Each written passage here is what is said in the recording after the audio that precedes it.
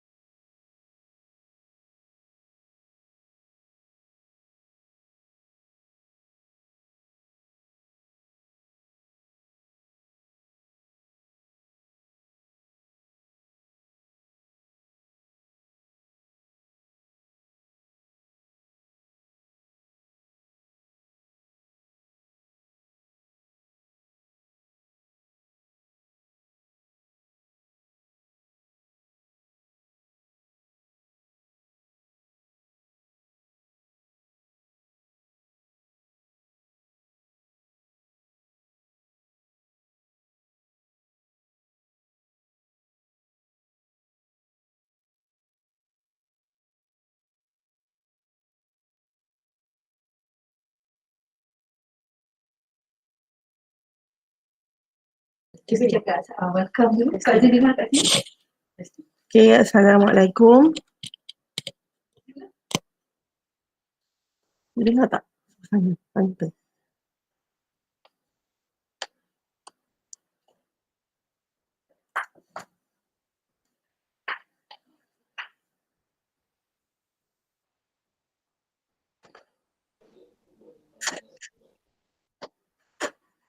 Okay, so far dengar Alright. Okay. So far dengar. Alright.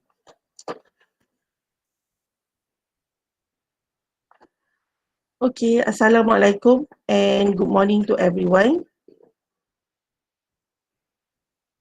So today, Alhamdulillah, we are having our live webinar, alright. And as for today, we are going to have a very interesting topic, okay, making graduate employability a priority, alright. And before we start, I would like to give a brief introduction to the speaker. We have two speakers today, alright. The first speaker is Engineer Dr. Salmariza Saleh. She's currently is the lead civil and structural engineer in MTC Engineering Consultants Sdn Bhd, formerly known as MTC Floating Solution. And she's a Faculty of Civil Engineering alumni. She received her PhD in engineering from University of Malaya in October 2018, and having master's degree in project management from National University of Singapore in 2007, and her bachelor degree in civil engineering from University Technology Mara in 2004. She is a professional engineer and a corporate member of IEM. And she will deliver her topic on graduate survival and enhancing graduate employability for a career-ready talent. Alright, so that's our first speaker. I would like to introduce our second speaker as well, okay, which is Engineer Muhammad Rashid bin Yaakob. He is the director and chief of the civil and structural engineer in MTC Engineering Consultants Sdn Bhd, and truly Faculty of Civil Engineering alumni. Engineer Muhammad Rashid formerly worked at Bahagian Struktur Keselamatan Cawangan Kejuruteraan Awam, Jambatan dan Struktur Jabatan Kerja Raya Malaysia, and he received his master's degree in structural engineering from University Technology Mara in 2013, and having the bachelor degree in civil engineering in 2003.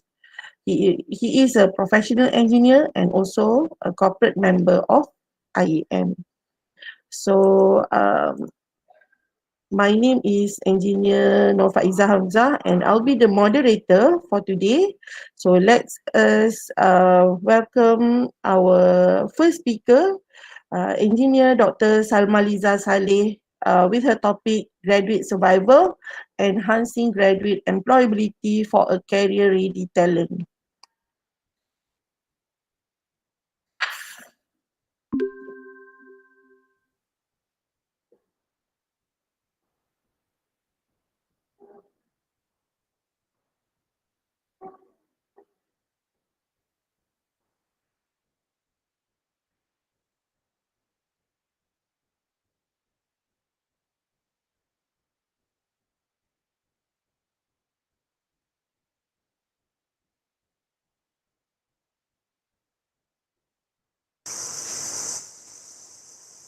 Ada.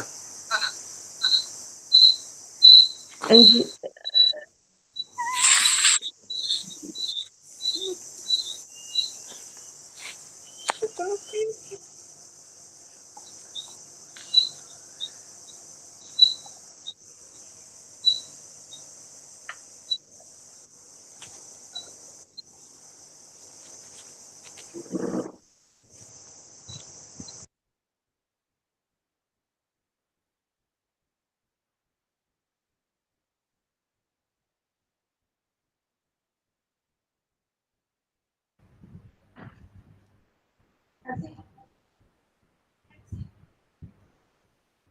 All right. I, Dr. Salmaliza, can you hear me? Yes, I can hear you very well. How are Okay. you? All Dr. right. TS Nofaiza. Yes, saya. Okay.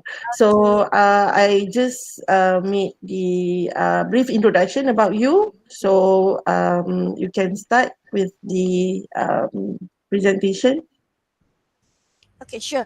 Good morning, everyone. Assalamualaikum warahmatullahi wabarakatuh. Okay, my name is Salmaliza, and I would like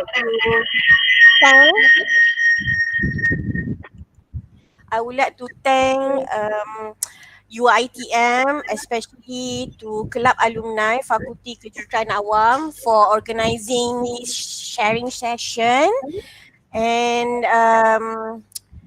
I also would like to thank Dr. Hazrina and her team for contacting us to discuss on this interesting topic after the pandemic.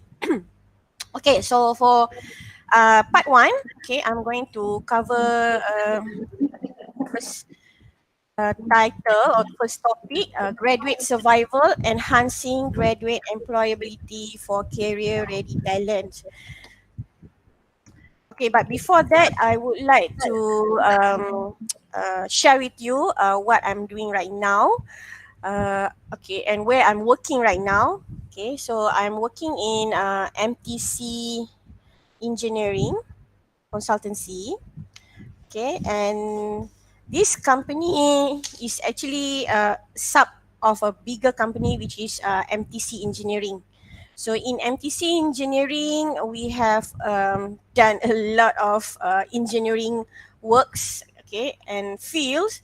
As you can see in the slides here, we do engineering consultancy, turnkey, mature marginal field development, more towards oil and gas. Yeah. Uh, FPSO, asset leasing, transportation, installation, renewable energy, civil and structural development, and also defense solution, naval architecture, and marine engineering. So we have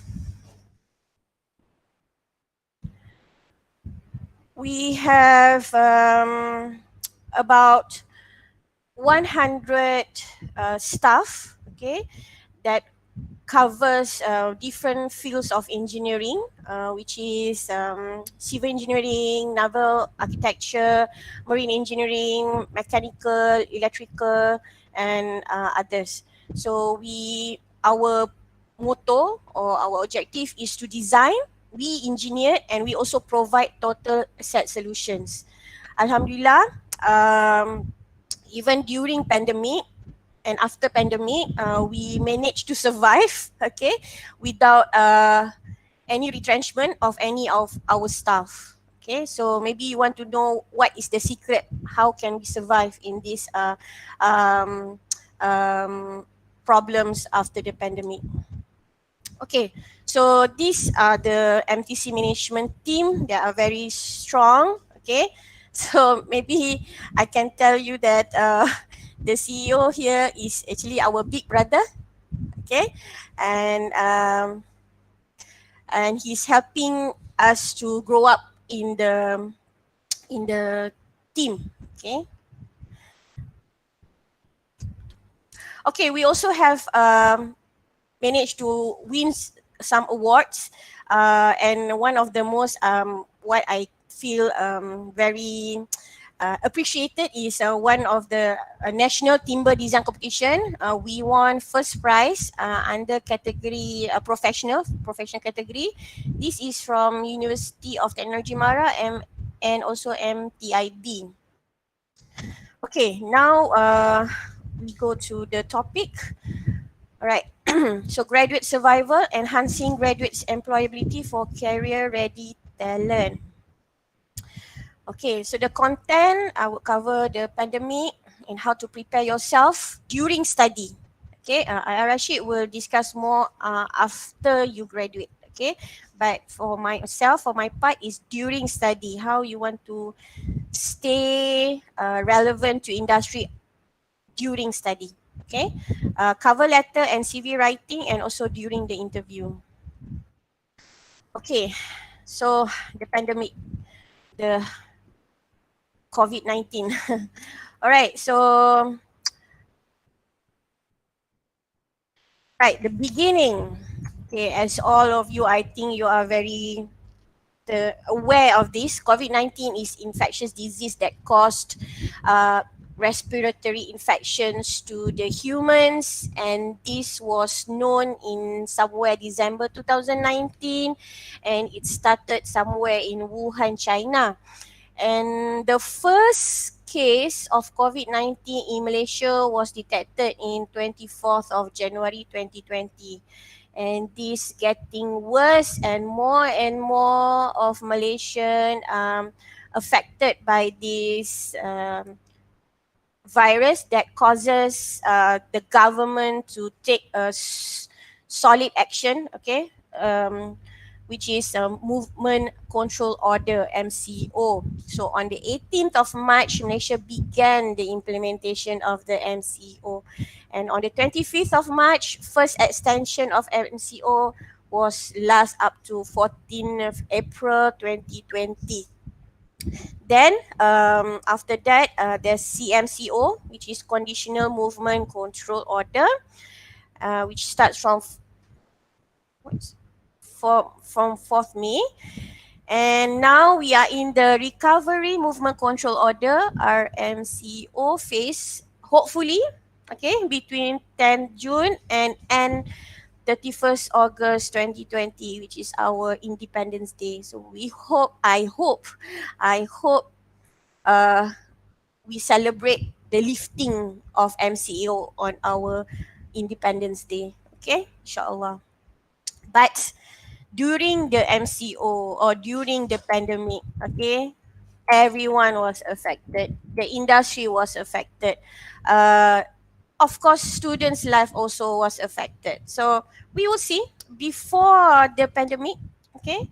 As you all know, okay, most of you in this platform, you are in university students, okay, you have been to face class, you went to lab sessions, hands-on experience for internship, okay, and then you do manual examination, test, or even the assignment submission is in terms of hard copy, okay, submitted to your lecturer in the university.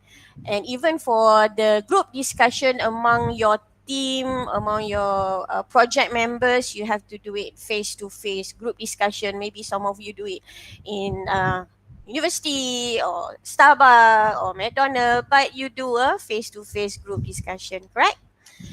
But during the pandemic, okay, or MCO, I remembered the first 2 weeks, no class was able to be done. Everyone have to be stay at home, not working, and some students stuck in the colleges, okay, if I'm not mistaken. But after that, the semester has to still go on. So um, online, then the university, the faculty started to think of doing online class, and some lecturers have to do pre-recorded lectures, and then the students also have to do online tutorial, assignments and project have to be submitted via online, and even group discussion you cannot do any face-to-face meeting. Then you have to do online discussions, the simplest WhatsApp and then Zoom or Skype or even Microsoft Team.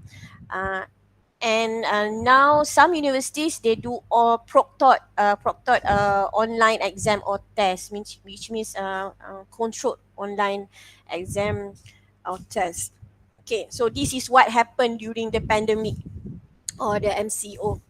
Okay, so your life will still go on. Okay, you still have to do the class, you still have to do the test, but different way, more towards the online, virtual. Okay, then after the pandemic, inshallah, if the MCO lifted after 31st August, I I target or I forecast that there will be blended learning approach. Okay, so what is actually blended learning approach? Blended learning approach is a systematically mixed teaching and learning system.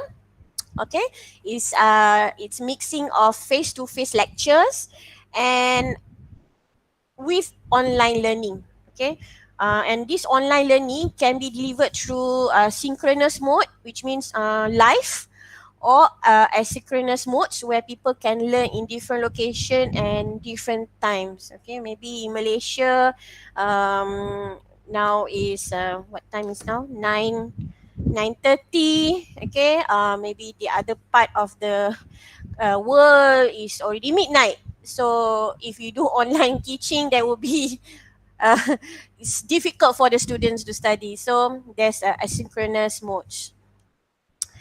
Okay, so how you as a student, okay, who will graduate, will be engineers, or maybe some of you may not engineers in this platform, but when I prepared this, I make it as general so that every students who are graduating will be survive, inshallah, in the employability world, okay, after the pandemic.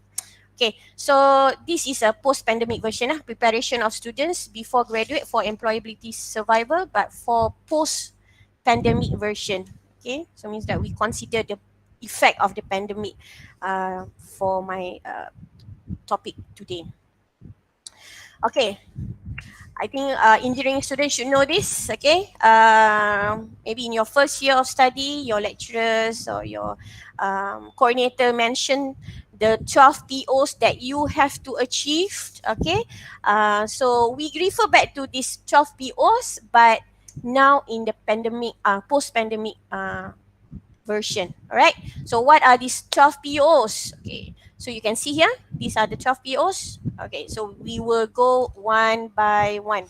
Okay, so the first one, engineering knowledge. Okay, so for engineering knowledge, so the students must understand, okay, I think before pandemic pun, that engineering knowledge that you are gaining is not limited to syllabus only.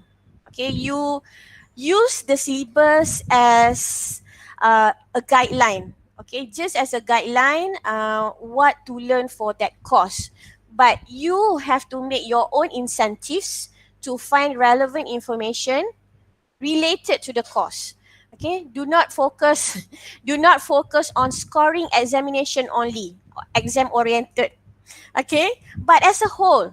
All right, so because employer are expecting you to have general knowledge related to the course. So if you are just being like a parrot or you vomit back what you've learned or what you memorized in class, then there's no difference between you and other students. Okay, so you must remember that there are thousands of students, okay, that graduated every year, right? So what makes you different? So if you targeting only to score examination only, then actually you are still not in the top list of employment, right? Okay, number two. Number two, problem analysis. Online class, okay? Limited face-to-face meetings with lecturers, okay? During this pandemic, okay, you are not able to meet your lecturers as frequent as before the pandemic. So when there's online class, of course, the lecturers also have their own life. Okay, so you must respect, acknowledge the class, and when they have the online class, make sure you be there. Okay, that is the time for you to meet the lecturers. But do not solely rely on the lecturers to analyze the problem faced. Okay, the problem faced by you, or maybe when you reading the question. I give you a simple example. What is problem analysis? When you are in the exam hall, okay, you are given a question or 5 questions, a paper to answer, and you read the question and you try to understand what is the lecturer, or what is required by the question to be answered. So that is what we call problem analysis. You try to understand what is the question wants. Okay, most of the students, they when during exam they just straight away um, rewriting whatever they learn in the class, which sometimes in the question did not require that. Okay, so you give 5 or 6 pages of answers, but it's not even related to the question, and then you question, I answered a lot of I gave a lot of answers, but why I didn't get A?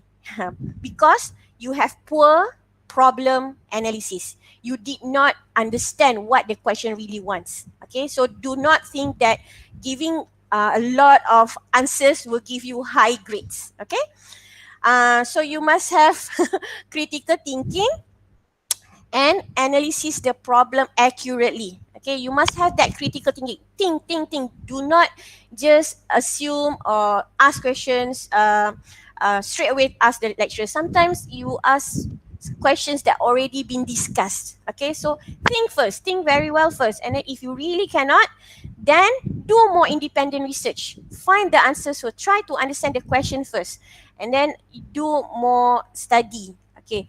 Do not be idle, just wait. Okay, if you just idle and wait, then you'll be left.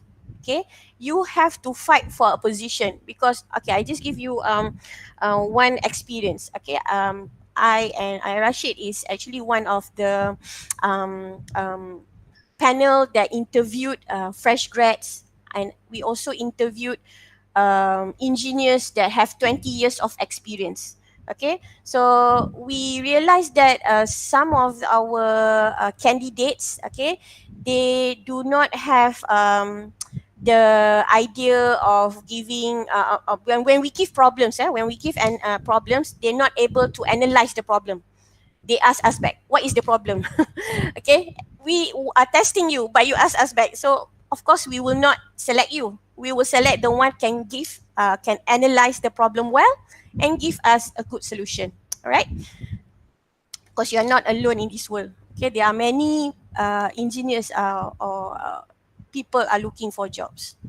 Okay, then number 3, design and development of solutions. Okay, so even during pandemic, before pandemic, there are some students or even lecturers confused what is the difference between Po2 and Po3. Okay, Po2 is problem analysis, means you analyze the issue. Okay, you want to know what is the problem first, but you do not give any solution yet. But for Po3, you start giving ideas, you start giving solutions. Okay, so number 3 is able to solve the problem. Okay, and these problems, most of them, when you work, even when you are studying, are unique. Okay, so you cannot expect that all answers can be seen in books or even in the websites. Okay, sometimes you have to give your own solution, but use your logic and also use your creativity, right? um, Employers like to see this. Okay, they want to see when engineers or their staff facing problems, or the company facing problems, the staff or the engineer able to give solution, not waiting for the management to give them solution. Okay, we pay you to give us solutions how to solve the problem. So if you can show this, then you are actually career ready, you are ready to work. All right. You also must know variety of software and manual methods to design or solve problems. Okay, this one is more on designing designing subjects. Okay, designing subjects. Of course, your lecturer will teach you manual methods. Okay, which is you must know the basics. Okay, if you know the basics, why you need to know the basics? Because even though there's a lot of software that can help you to do analysis and solving problems or design works, but it's just a software. If you wrongly put the information, then that's it. Everything will be wrong, and you cannot blame the software. You have to blame yourself because you are the engineer, not the software. Okay, but you still need to use the software because the software helping you um, to solve the problems faster. Okay, faster than manual methods. So you have to know both. Okay, manual and software. So there are many free online software that can be downloaded for you to explore. So especially when you're a student now, go to Autodesk. You can download Civil 3D. You can download Revit. You can download a lot of software for free, but only for students. Okay, but when you work later, normally your company will provide for you. You don't have to buy your own. And don't buy cracked version. Don't download cracked version. Okay, especially when you do internship or even when you're working. You say, okay lah, I want to do at home, so I want to download cracked version and then submit to your boss, and then your boss submit to the authority. No, don't do that.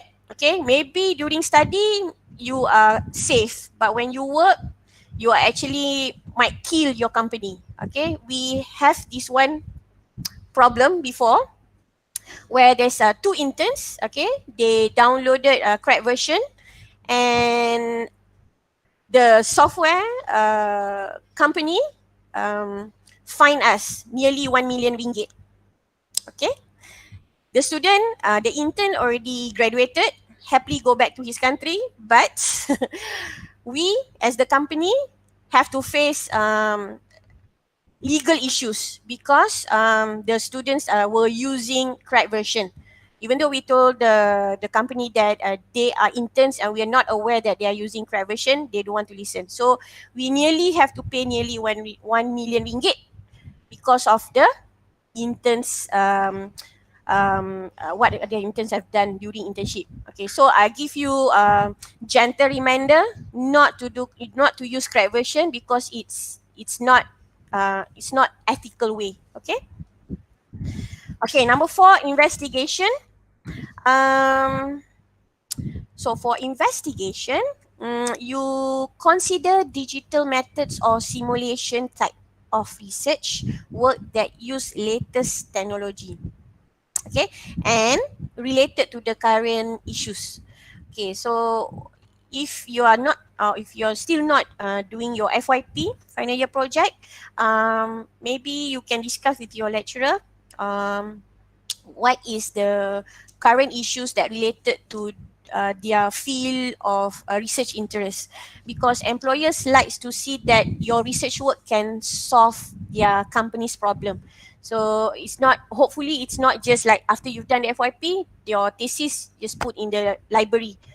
The employers actually they want to know, they want to learn what you have done. Even for our company, some of our current staff, we check before we accept them working. We also look at their FYP titles. Okay, we look at if we think that the FYP titles is related to our company, related to our work, they have additional marks for that. Okay, they have additional points for that. So example, one of our staff now, he's our staff, he's good in seismic design. Okay, so we take note, okay, on that. And some he was doing on wastewater treatment. Okay, so we also doing wastewater treatment, and he have new ideas. The project, the FYP research was giving new ideas. Yes, we also accepted him as our staff. Okay, and now we also have one one of our colleague doing research on, I think the supervisor is from UiTM, Prof. Zainab, on vetiver grass. Okay, so we are interested with that idea because JKR, one of our client, wants us to build slope. Okay, slope that is earth environmental friendly. Okay, so that's why I think this research works is related to the company. Of course, we are more interested to know more about the research. Okay, and dear students, keep all the investigation works in cloud, okay, instead of just in hard drive. So you, of course, you have to keep in your handphone, not handphone, your computer, but also as backup, put in cloud. Okay, so because if your laptop got stolen, at least your work is still can be reachable. Okay, still safe. All right. Number 5, modern tool usage. So in number 5, if you plan to be top in the employment list, or at least your CV is being pulled out from the list of CVs, okay, you must have additional or different skill or something that niche about you to be written in your resume. Okay, when I say additional or different skill, means not putting Microsoft Office, Microsoft Word, because everyone knows how to use Microsoft Word. Everyone knows how to use Microsoft Excel. But what else? What else that you have, but others may not? Put that in your resume. Okay. Able to use software that relevant to your field of study, Prota Structure, Microsoft Project, Autodesk Revit, or even AutoCAD. Okay, so if you maybe in your university life you don't have the opportunity to learn in class, then find your own time, do your own incentive to learn this via online. That's why this is after pandemic. You already know how to use all the online system and so on. So use that YouTube instead of, some of the girls likes to see K-pop kan. Instead of watching K-pop, why not you watch something that related to your study, something that can increase your skill. Okay, and then also you must be updated with the modern and latest technologies. Okay, example BIM or IBS, because employer will ask you during the interview, do you know what is BIM? So if you say, yeah, I heard, but I don't know what is it, then that's it. Maybe the next candidate knows the answer. So do you think you'll be selected? Okay, think for yourself. All right. So always alert on this. Not just when you watch your handphone, watch your Facebook. Also look for this kind of information. Okay, number 6, the engineers and society. Okay, so beside IQ, employers also wants to see your EQ. Okay, EQ. What is EQ? Emotional Intelligence Quotient. Okay. Now the employers are not like before. They just look at your whatever you submitted by your CV. They also will find out what is your social life.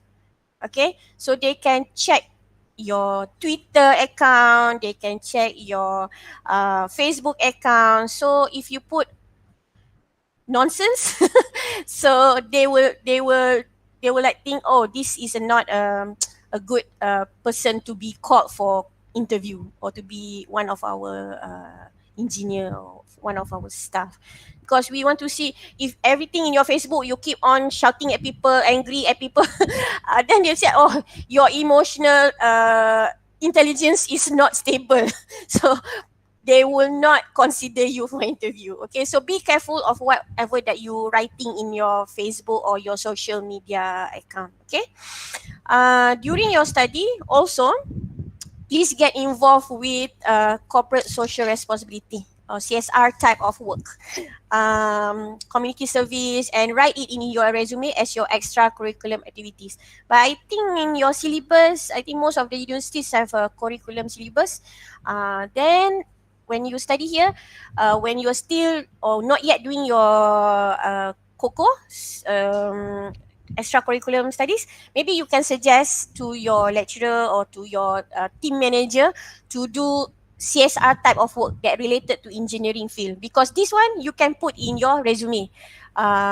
It's okay if you want to talk about, you want to put your COCO as sports, no problem. But also find time to do something that related to the community, how engineers can contribute to the society. So the employer love to see this also in your resume. Okay.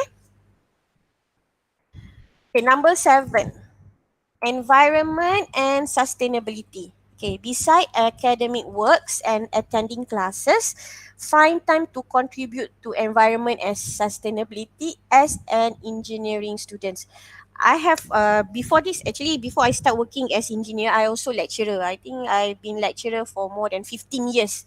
Okay, so I realized that I have like a group, not a group, few types of students. But what one type that I want to share is what we call academic oriented student. Okay, so when I ask him to follow me to do environmental work or do some thing that beside academic works, he rejected. He said, no miss, I come here, I come to university just to study, just to learn and score 3.5 every semester.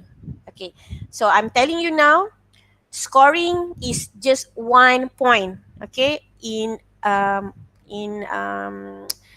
evaluating a candidate for employment. Okay, but you also must have other points, okay, and one of the points to show that you also involved in the environment and also sustainability a kind of work. Okay, so like I mentioned here, there are thousands of graduates every year from hundreds of universities with good results and CGPA. So what makes you different? Okay, so by proving that you are not just focusing on academic matter, but also concerned on environment and sustainability of any development, it can be a wow factor in your resume. Okay, people like, oh, this is a different resume. Okay, then he will put and read further. Okay, rather than you just say, okay, your name, your CGPA, and what you expect from the company. Of course, people like, this is boring. Change to the next candidate, right? Okay. Then number 8, ethics. Yes, this is the hottest issue raised by many lecturers and universities. Okay, during the pandemic, okay, assignment, test, and even final exams, had to be done via online. So this is where the ethics of you as students were tested. Okay, whether you coming to the online class on time or maybe you didn't come at all. Okay, writing and submitting your own assignment and project works, or you ask other people to do it for you, and then you submit. Okay, I have one or two cases, okay, because I'm also a part-time lecturer, okay, whereby he submitted assignment, but by using other people's account. Okay, so how can that be? Okay, and also some submitting assignments but forgot, no, not forgot, because I asked him to write by hand, okay, by hand. So what happened is that maybe because I give 2 hours to complete the assignment, so what happened is that he asked other people to write question 1 for him, another person to write another answer for him. So when he submitted, I have 3 different types of handwriting. So what do you think if you are the lecturer in that position? What do you think? Do you think that he's doing on his own when you have 3 different handwritings submitted as an assignment? This is called wrong, cheating. Okay, so and then another example is answering online examination without cheating. Okay, this is quite difficult to control, but universities, of course, they will try to make sure that it is done as transparent as possible. Okay, and we call it as proctored test, but students are cleverer in this way, I can say. They always find ways to cheat in exam. So please don't be one of them. Okay, please don't be one of them, because if you think you can score this round by cheating or plagiarism, hence you are not supposed to be employed, as you are not ethical. Engineering is an ethical job. Okay, so if in this during pandemic also you have proven that you are not ethical, you take the opportunity to cheat, then you are not ethical, and the result does not represent your real work level, and this will always follow you until you die. I mean that you are not ethical and you are cheater, and this is wrong. Okay, so please don't start. Okay, don't start, and because this will be like um, not a correct attitude for an engineer. Okay, number 9. Communication in this sense is not only about presentation skill. Maybe before pandemic. Maybe before pandemic, a lot of students thinks that, the lecturer want to check on my communication skill. So I will do presentation very well during presentation so that I can have good marks for communication skill. No, not just presentation skill. Communication also how you communicate with your supervisor. Okay, if you graduate and working, or while you studying with your lecturer. Okay, how you communicate with your lecturer. Okay, how you communicate with the colleagues, and even how you communicate with the administrative personnel, because everyone here is surrounding you. They might help you, they might not help you.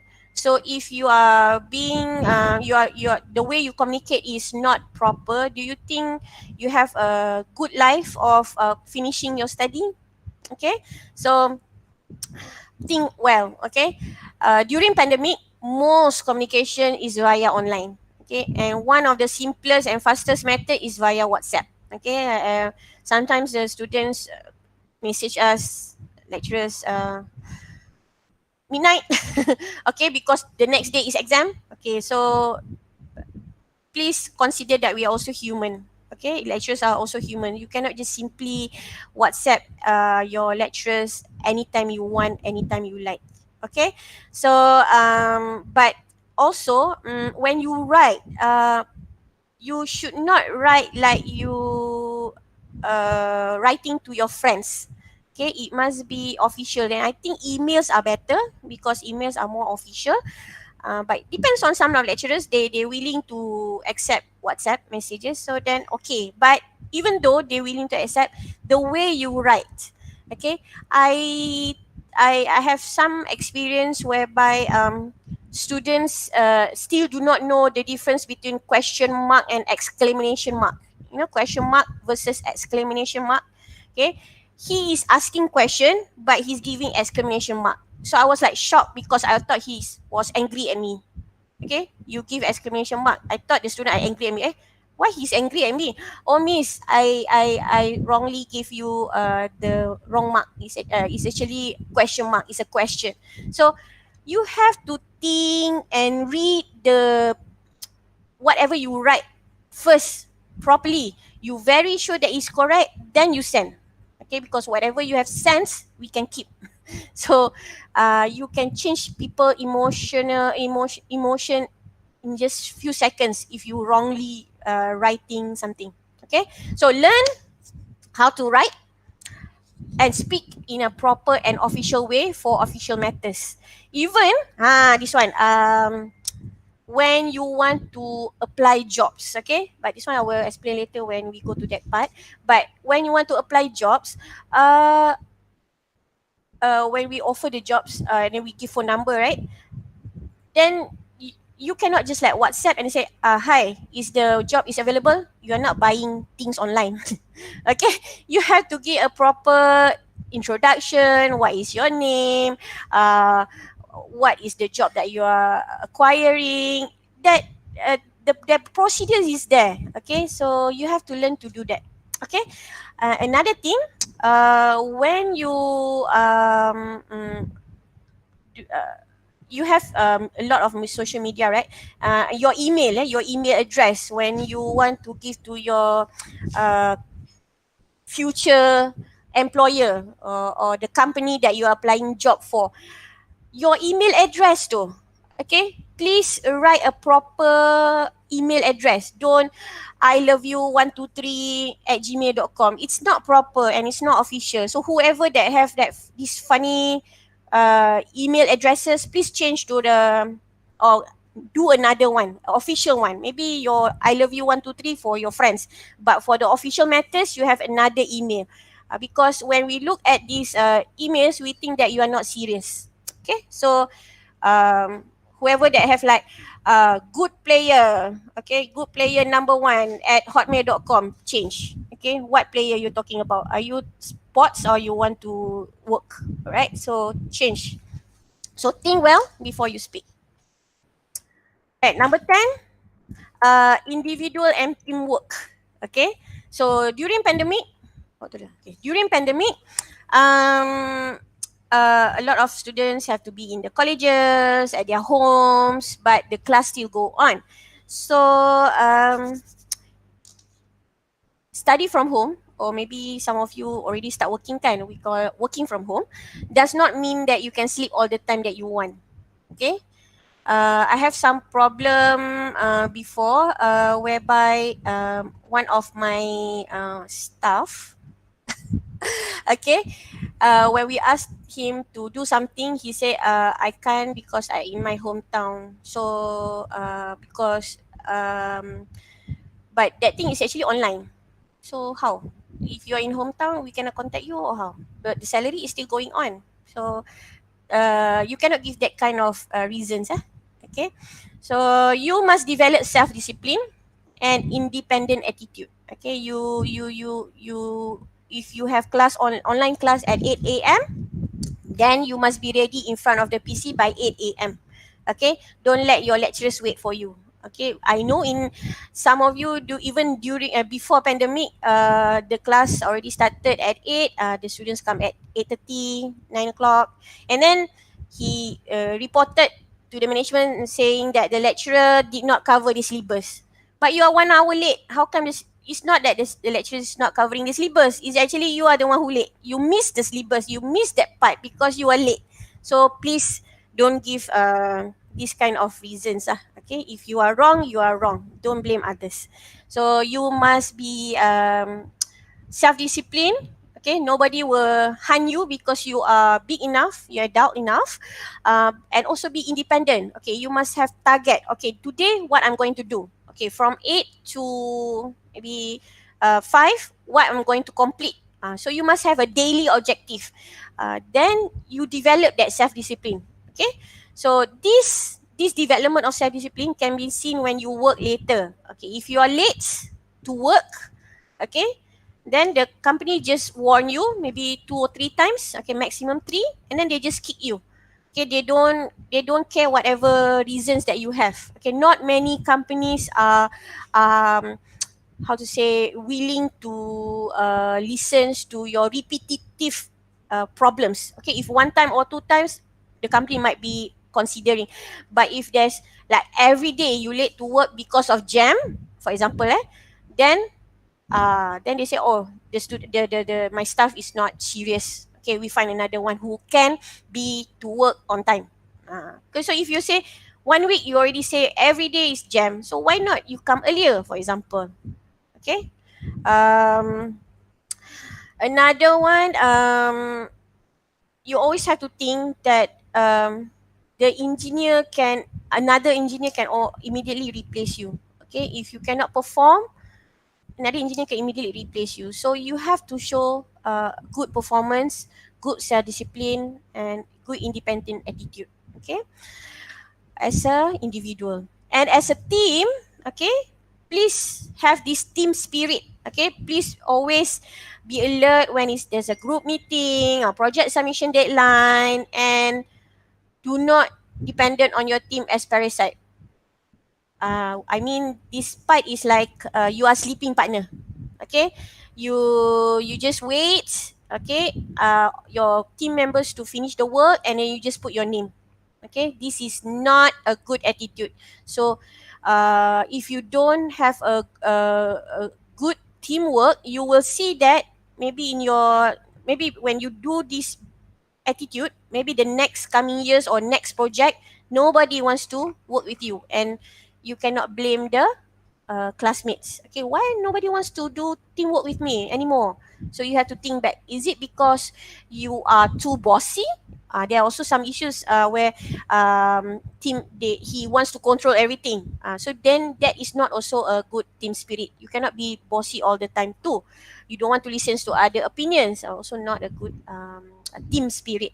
And also there are people who are just wait for instructions. Okay, just wait for instructions. If no instruction, they just keep quiet. Okay, so this is also not a good team spirit.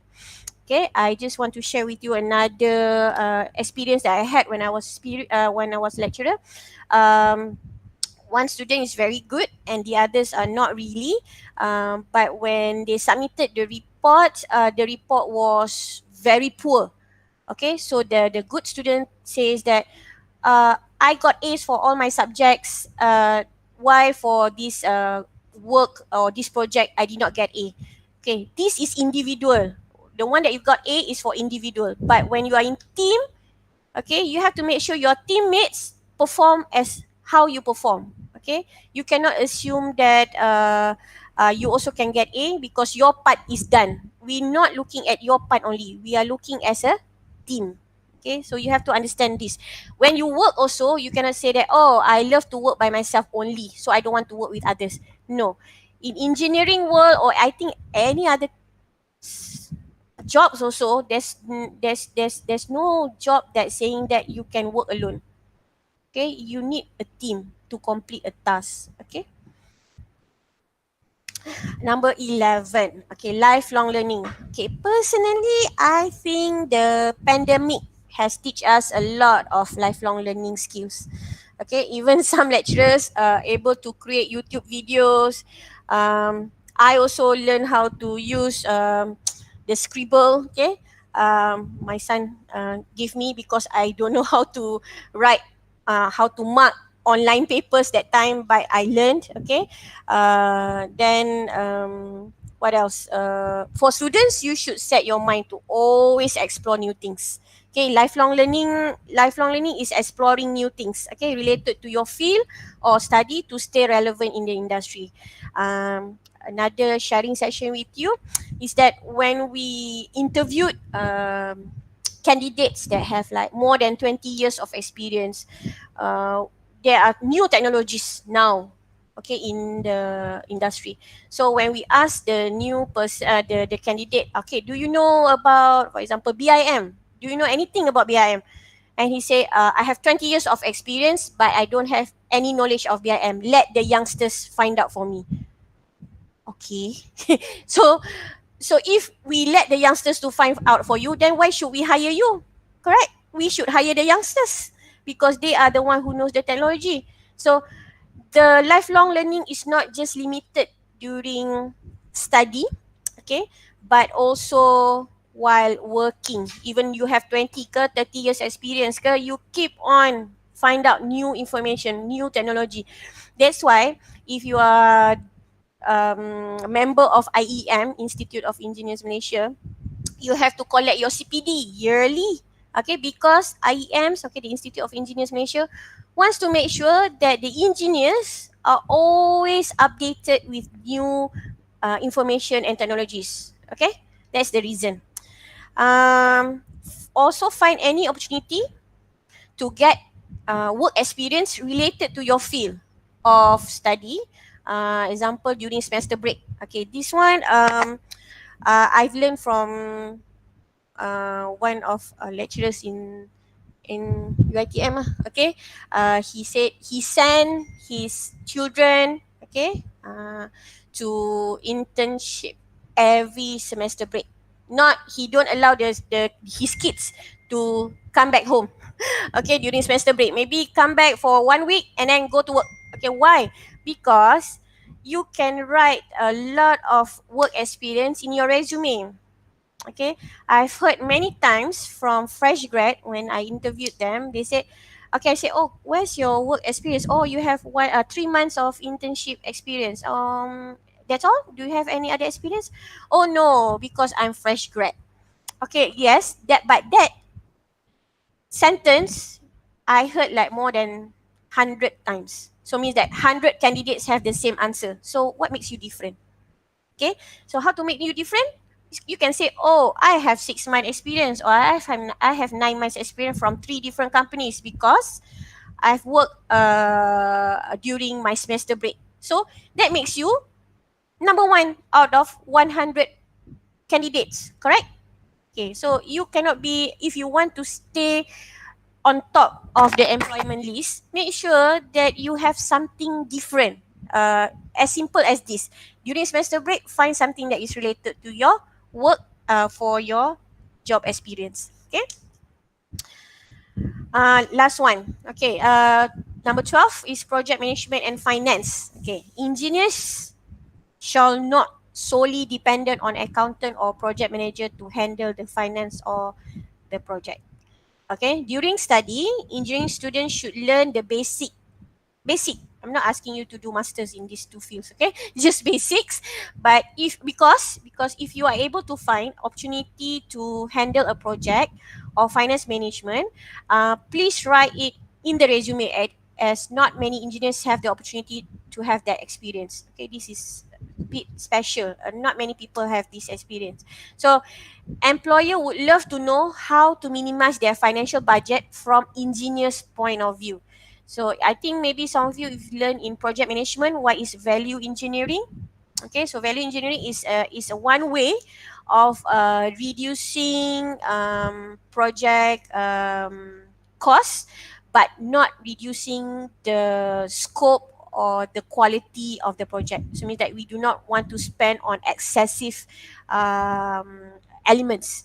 So this one you cannot ask finance manager. They do not know about engineering. So if you as engineer understands how to cut costs in a safer way, or without compromising the quality of the work, then of course the employer would love to take you as one of their team because you have the value engineering knowledge. Okay, so this one I think you learn in project management. Okay, so the summary to be a career ready talent. Okay, so if my listeners here, if you are still year 1, year 2, year 3, you can start developing this talent. Okay, and if you are year 4, okay, you start writing where you can put in all these talents in your resume. All right, so number 1, engineering knowledge is not just exam oriented. Okay, you must remember CGPA is not just 1 point, there are other points also. Number 2, have good critical thinking and able to analyze problem accurately. Number 3, able to solve problem logically and creatively because problems are always unique. Okay. Number 4, research work related to the current issues and industry related. This one, if you have not done your FYP, you can discuss with your supervisor how to do research work related to the current issues. Number 5, have additional or different skills. This number 5 will explain further by IR Rashid, my colleague, afterwards in part 2. What different skills the employer are looking for right now after the pandemic, what we are searching for when we are looking at the resume. Okay, so it's a how to say a secret that one of the company will tell you now what we are looking at when we are looking at the resume. And then have stable EQ, okay, which is emotional EQ. IQ number 1 lah tadi, engineering knowledge, but number 6 is more on your emotional, and also you have some involvement in community service, contribute to the environment and sustainability, great ethics and attitudes, because we do not want cheaters, poor ethics engineers in our company. For example, we prepare tender, and then you are non-ethical engineer, you inform other engineer what is inside the tender. Tender is PNC, okay, private and confidential. You cannot tell other people what is inside the tender of your company. So if you tell other people, means you are not ethical engineer. So how we want to stop this? We try not to find students that is not ethical. Okay. Able to write and speak in proper and official way for official matters. Okay, means if you have to write to JKR, then you have to write in bahasa, for example. If you have to write to private company, you can write in English, but in a proper official sentences, not WhatsApp type of sentences. Okay, and then develop self-discipline, okay, independent attitude, and have good team spirit. 11, willing to explore. Always willing to explore. Always like when your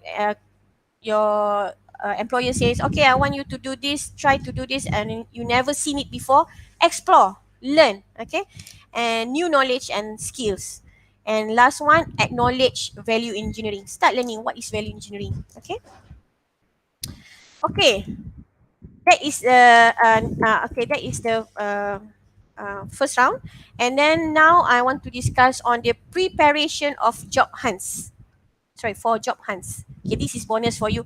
This is from the point of view of me and Rashid as the employer. Okay, so first you must have cover letter. Okay, so the cover letter serves as introduction of your interest, and please show your sincerity in writing. You cannot just copy paste from internet or from website and just pump there, because sometimes whatever content from the internet is not even related to you. Okay, so please read. You can use whatever in the internet as a guideline, but you have to read and make sure it is sincerely done by you. Okay. Then don't forget to write the most impressive achievement, relate to the company's background or core business, and brief how your specialization can help the company grow. Okay. Example of the format of cover letter. This is a simple one page. Try to make just one page. Don't make too long, because companies don't have a lot of time to read your long love letters. Okay, so there's no exact official format to follow, but at least have the following. Okay, your name. Okay, the one that I highlighted in red is actually not compulsory. Not compulsory. Your name, your address that can be contacted, but now a lot of people are contacting people using email addresses. So make sure your email address is the name of the email address official. Okay. Phone number that can be contacted, date that you write the letter, name of company that you dedicated the letter to, the company's address, greetings or salutation, title of the letter, the content, and also your signature. Okay, so this is an example. You can see I wrote my name there, my address, my email address, my the dates, and then company, and then the content.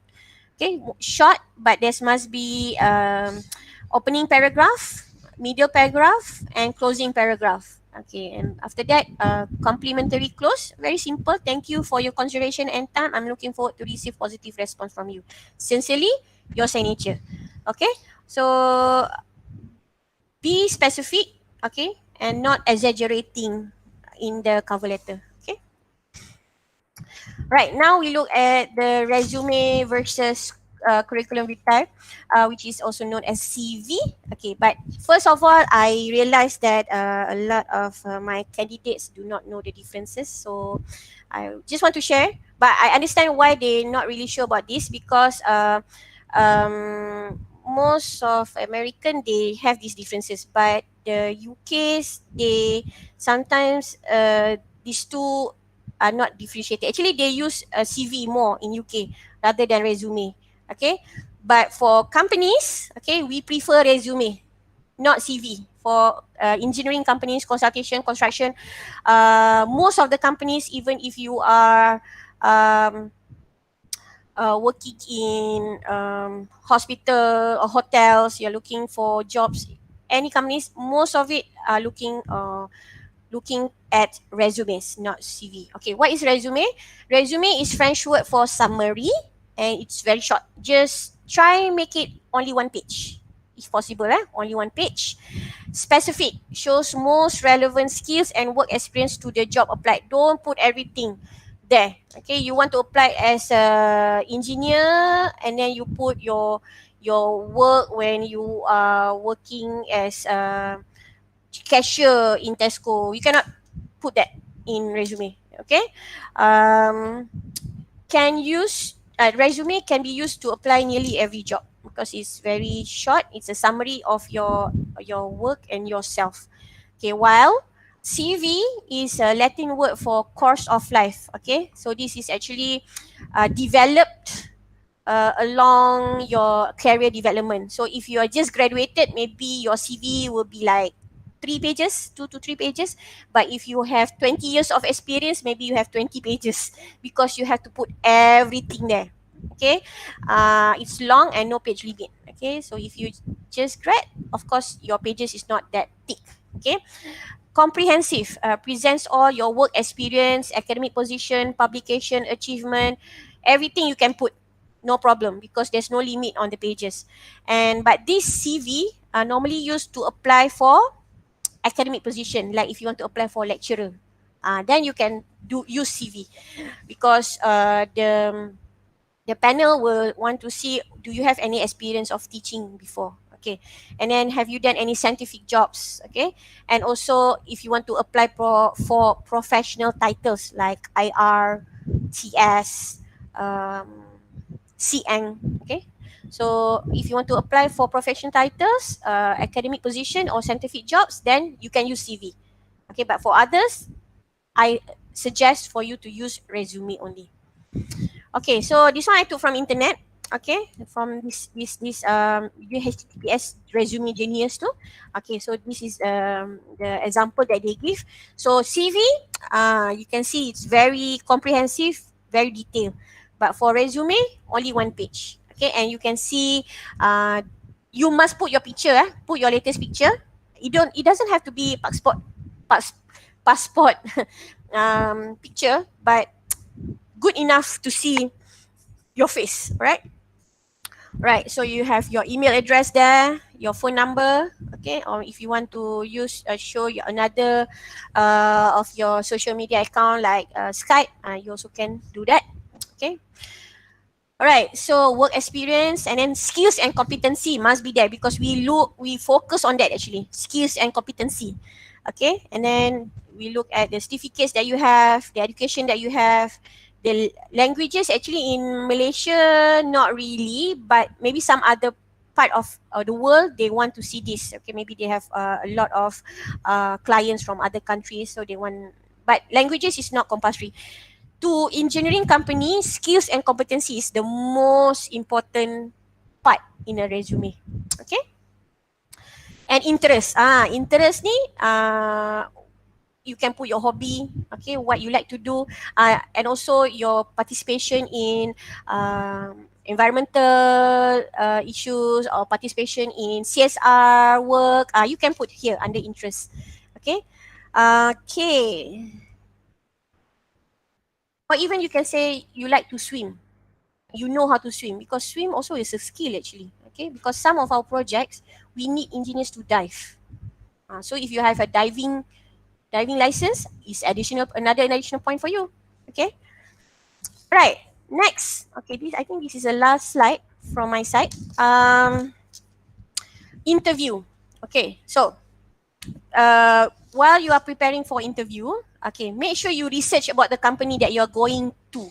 Okay, now it's very easy. You can just Google the name of the company, and then prepare a set of questions. Not you are the one who interviewed them, no, but you have to prepare questions that they will ask, because the HR and the panel will ask. Okay, do you have any question for us? Actually, they want to know whether you studied about the company or not.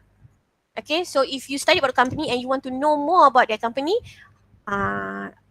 then might think that you are interested to know more about the company. So if you prepared a set of questions related to the company, it shows that you prepared lah. Means that you studied about the company before. Alright.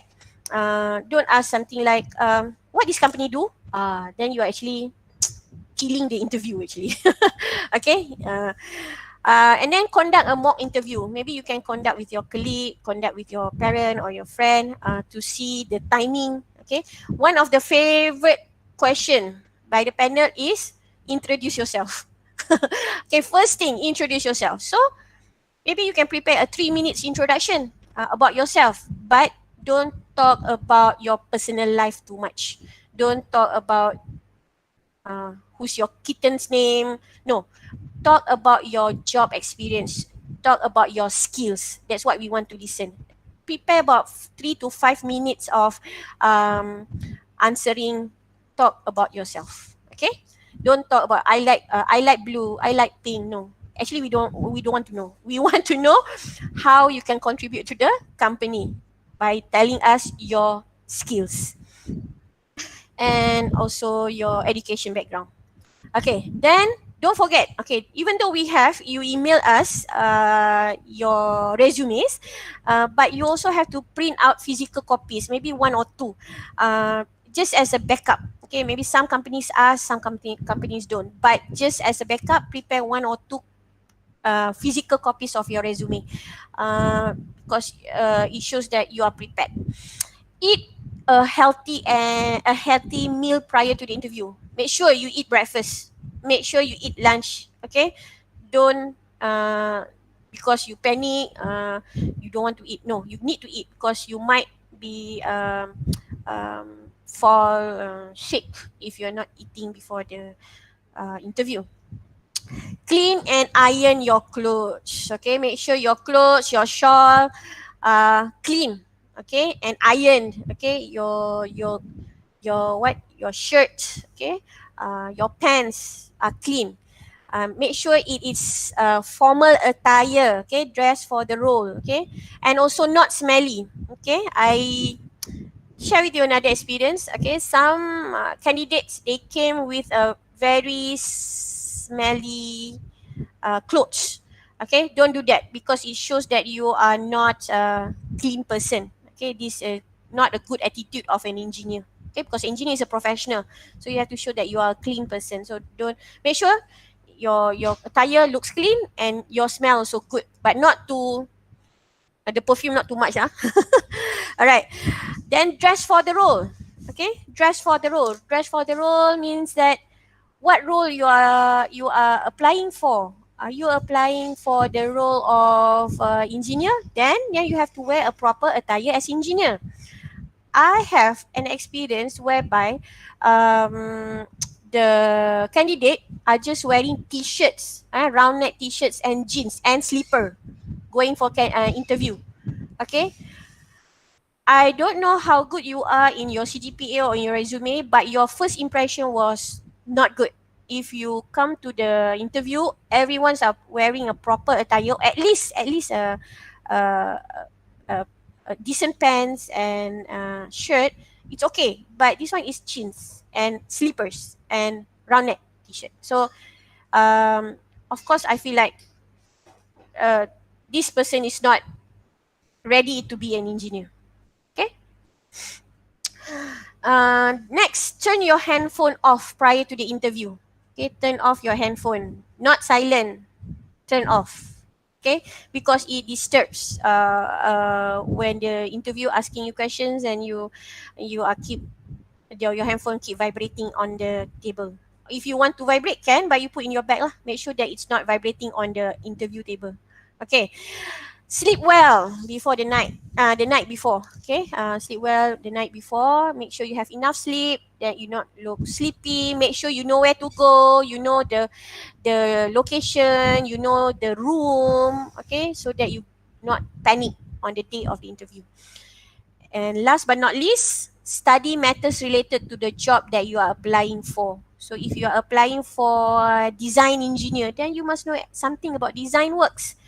For example, if we ask you SFD or BMD, simple one, simply supported, then you cannot answer. How can we allow you to be a design engineer, right? Or if you say, okay, I want to apply for site engineer or resident engineer, then when we ask you, okay, we have this problem at site, we have a very constrained area, where to put the retaining wall. Okay, then you cannot answer. You say, oh, I don't have the experience of putting retaining wall at site. Then of course we cannot accept you because you do not have the experience. Okay. So these are the some of the interview checklists that you need to be ready. But later on, in part 2, okay, you will see what are actually we are looking at when we are interviewing new employees. Okay, so I think that's all for part 1. You can always contact me. That's my email address, salmaliza@mtcgroup.com.my. If you have any questions, if you are a student, if you are graduates, if you want to know how to prepare yourself for interview or anything related to engineering, enhancing engineering skill for employability, you can always email me, and inshallah I will respond as soon as possible. Thank you so much. Go back to you, Faiza. Okay, all right. Thank you. Thank you so much, Dr. Salmaliza, for the awesome sharing. Okay, so basically,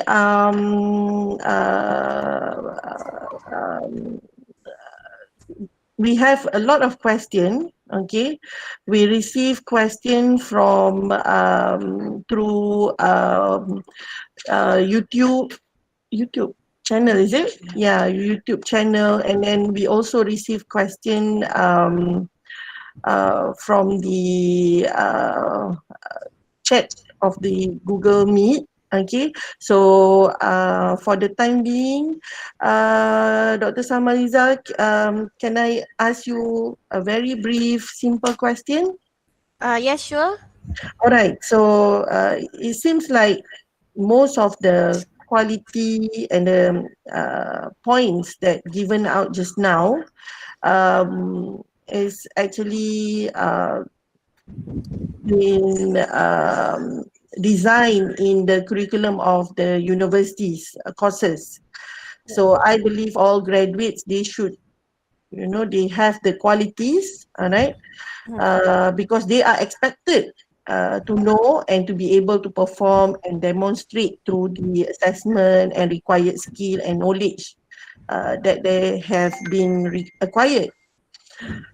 So other than that, of course, we have, first impression. So where first impression of a person is when one person first encounter another person. Okay, so in your opinion, is first impression is important as they have to prepare? Okay. So when you're saying first impression, are you talking about the interview or the resume itself? Since your discussion is on resume, okay, Okay. so we focus on that. Okay, all right.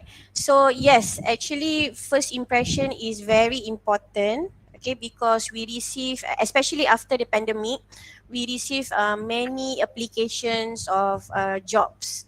Okay, but we just need like for example, now we need about four, five, six, about seven engineers.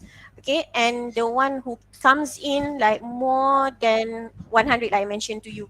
So how to cut it just to seven? So the first thing we will see, of course, the resume, which is the first impression. So in, because we want to cut short for the interview session, can. So yes, first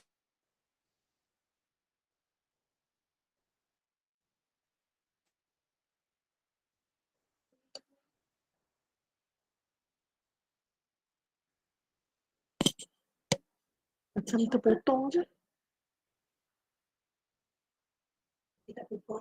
Hanging. Hanging ke? Hanging ke?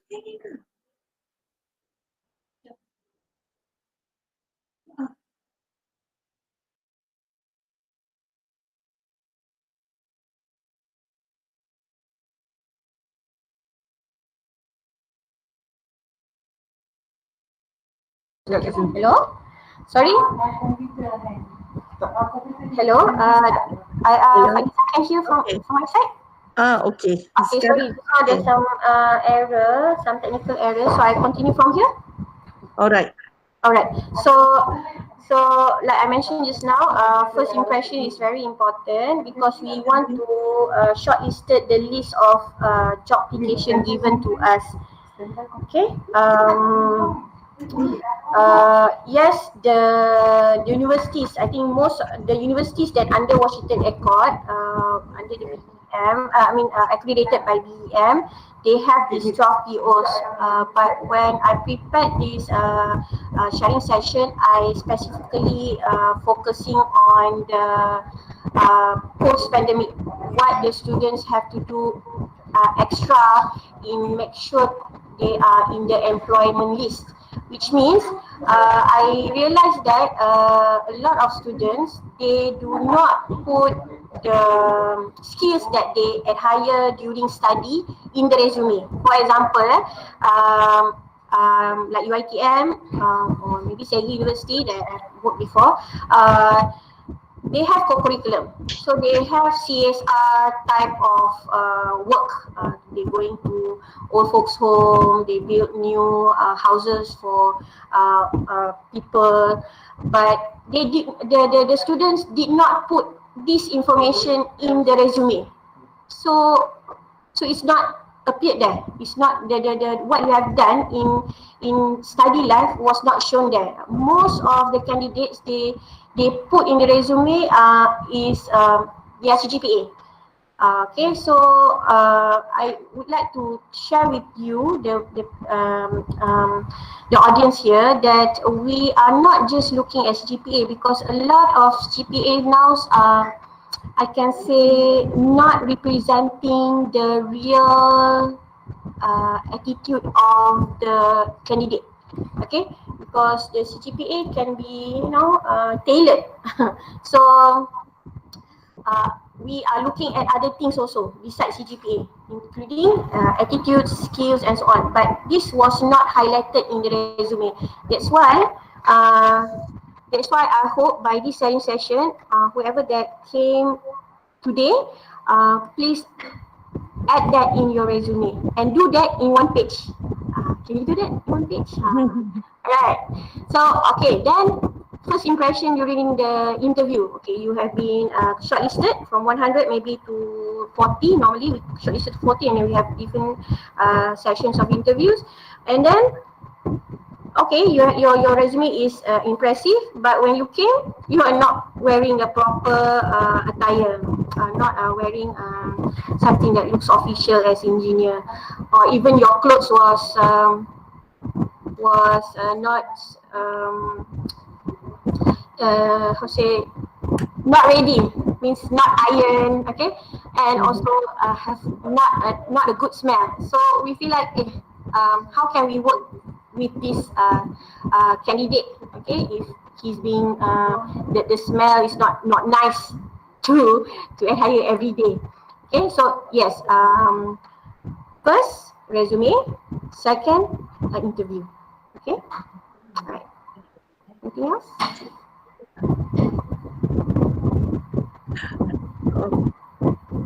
Alright, so basically we have some other question. Okay, so you want to entertain the question now? Is there any? Okay, maybe another question because they are still checking on the technical issue. Alright, so we have here a comment for fresh graduate, which one you need to prepare, either resume or CV. So this one from YouTube chat, the question given. Okay. Ada soalan lagi satu, bagaimana peluang pekerjaan bagi graduan yang bergraduate masters? Dilema mereka adalah yang pertama, industri agak takut nak hire sebab gaji agak mahal. Yang kedua, mereka skillful, mature dan high critical thinking. So apa pendapat panel tentang perkara ni? Okey, benda ni akan didiscuss dengan Rashid, tapi tak apa, saya bagi sedikit. Okay, the first question dulu, for fresh grad, which one to prepare? It's either CV or resume. Okay, so it depends. If you are applying for any engineering or any other jobs beside academic or scientific, then you go for resume. Okay, resume, which means one page, but don't forget the cover letter. A lot of candidates, they do not write cover letter, so it doesn't show seriousness. So make sure you have the cover letters like I showed just now, and also one page resume for fresh grads. But if you plan to be a lecturer, especially like master student or PhD student, then it's CV. Okay, because you need to put in all the achievement that you have done to show that you are suitable to become a lecturer or working in academic position. Okay, right. So for master student, okay, yes, I know this dilemma. Okay, so this master student, he or she wants to work in the industry or in the academic line. Okay, so if in academic line, it's actually good because you have that critical thinking and you are matured.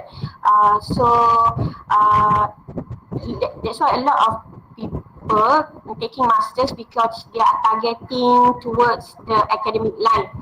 But at the same time, I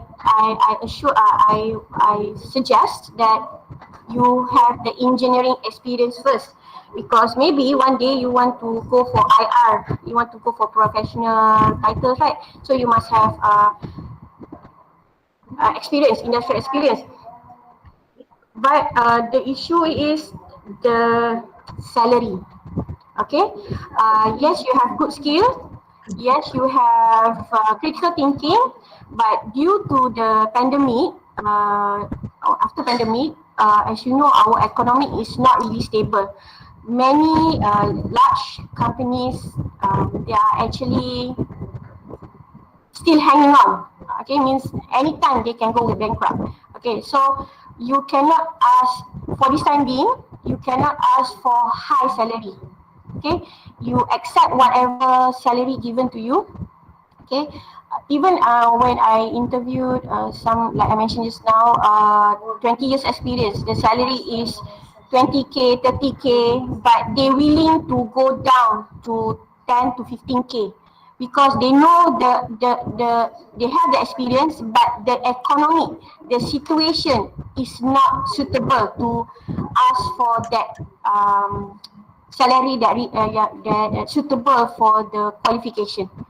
Okay, so for master student, yes, you have the degree, the masters, but bear with me, bear with the industry, bear with the industry. When you apply for jobs, you should be willing to downgrade your salary first. take the opportunity to work at that place first. Okay, once the economy better, okay, it's either you can jump to other company, okay, because you already have experience there, right? Jump to other company, or you request for salary adjustment. Okay, but you cannot, for this timing, you cannot request for high salary, uh, and you cannot request for, oh, I'm master student, I want 6,000. It's quite difficult because the one who maintain also, they have difficulty to give to the current employees. Okay, so if you're willing to share your experience, you're willing to share your skills with the company, they're willing to take you. Okay, but normally when they look at the resume, okay, fresh grad request for 3,000 or 2,800, but you request for 6,000, but you don't have any industrial experience, but just masters. So they will consider taking the fresh grad because it's cheaper, because they have to consider about their financial issues also. That's the reason actually most of the companies. Okay. All right. Thank you so much. Hmm. All right. One more. I just remember one case. Maybe some of you are not engineering student here. Maybe other background. Just accept whatever position given to you. Okay, if a company give you your position, just accept, work there, and then when there's opportunity, request for different job position in the same company. Okay, you can do that also, but accept first, and then once you secure the position, then you can request for a different, maybe change of department, change of place, working place. You can do that. Okay, it's easier if you are already an internal change internal changes is easier. Okay, rather than from outside new application, it's quite difficult actually. Okay, that's all from my side right now. Okay.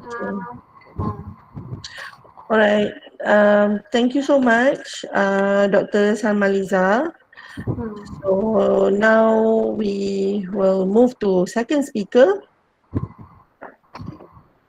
So let's see whether Engineer Muhammad Rashid Yaakob is ready.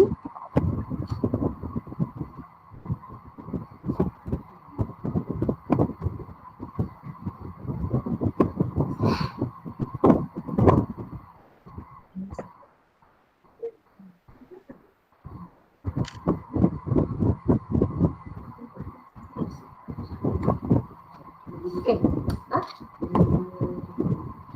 Dah. Alright. Masih dah?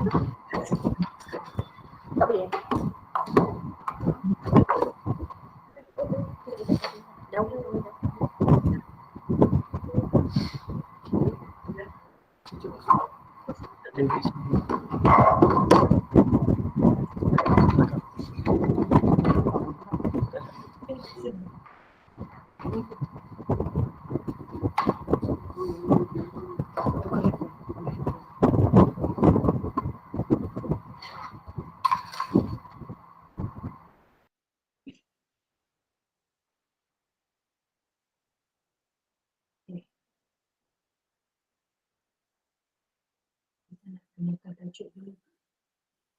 All right. For the second topic, we are having Engineer Muhammad Rashid Yaakob.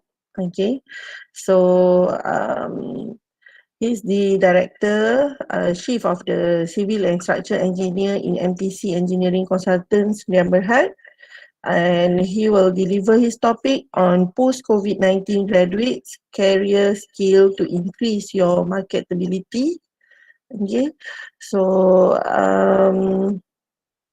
Engineer Muhammad Rashid, can you hear me?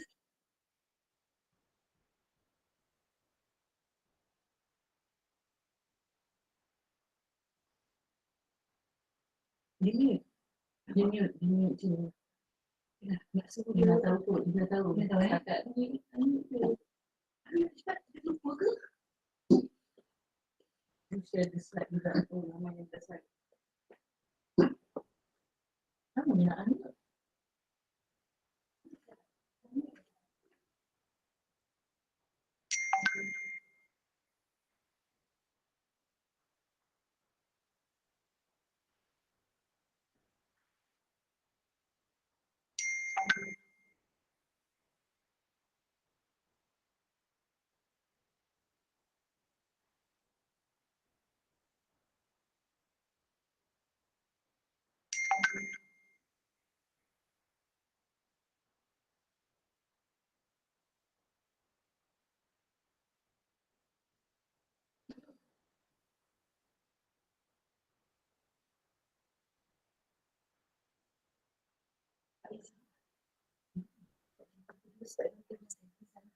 Alright, so it seems like we have encountered technical difficulties. Alright, so we are still waiting. Alright, so okay. So can you get this presenting view by alright, so I can see the video now.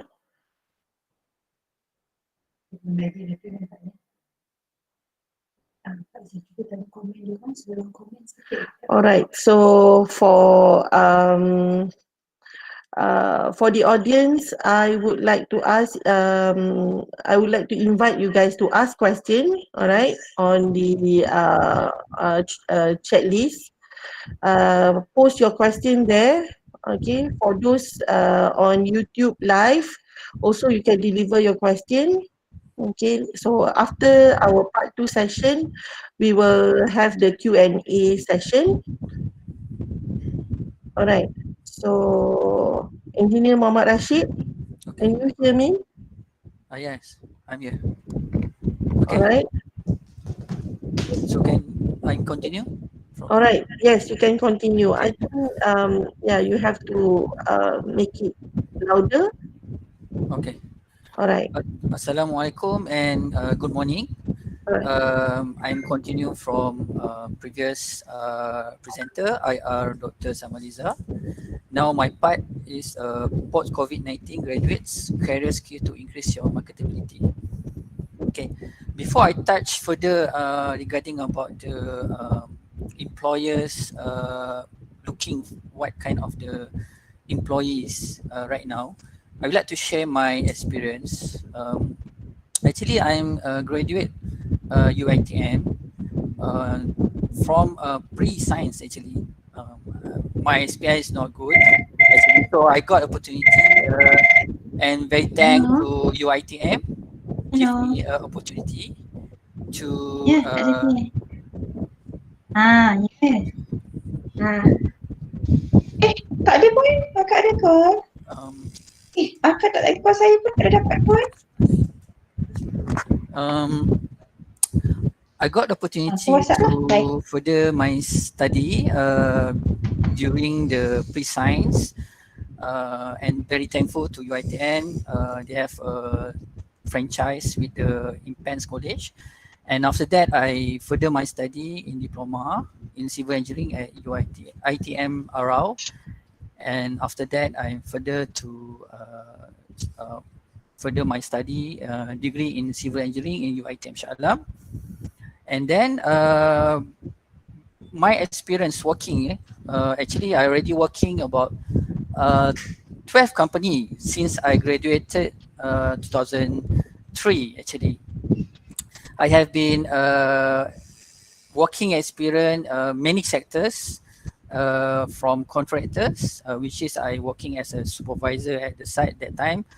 I doing a dredging works and reclamations at Pelabuhan Tanjung Pelepas.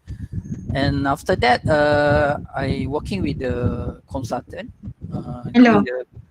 doing a bridge designs. Tak perasan. Okay, hello. Kenapa? Kenapa? Ada saya dapat tapi saya tak ada kunci. Tak dapat ring ni. Last ring ni pun contact tadi. Hello. Petang semalam. Doing a bridge design. Oh. And Sorry. after that, I working with the developers. Dia lah tak payah cerita pasal apa ni. Dalam Kenapa operation tak call? Berhad. And after that, working with the Tak ada tanya. Berhad, SPNB. Betul yang FRGS tu saya dah boleh saya dah submit lah untuk and after that I've been I got the opportunity so diorang dah accept. Kalau accept tu means dah okay lah. Aku je nak beritahu. Hello? Hello, ya. Ya, Pakistan. Ya.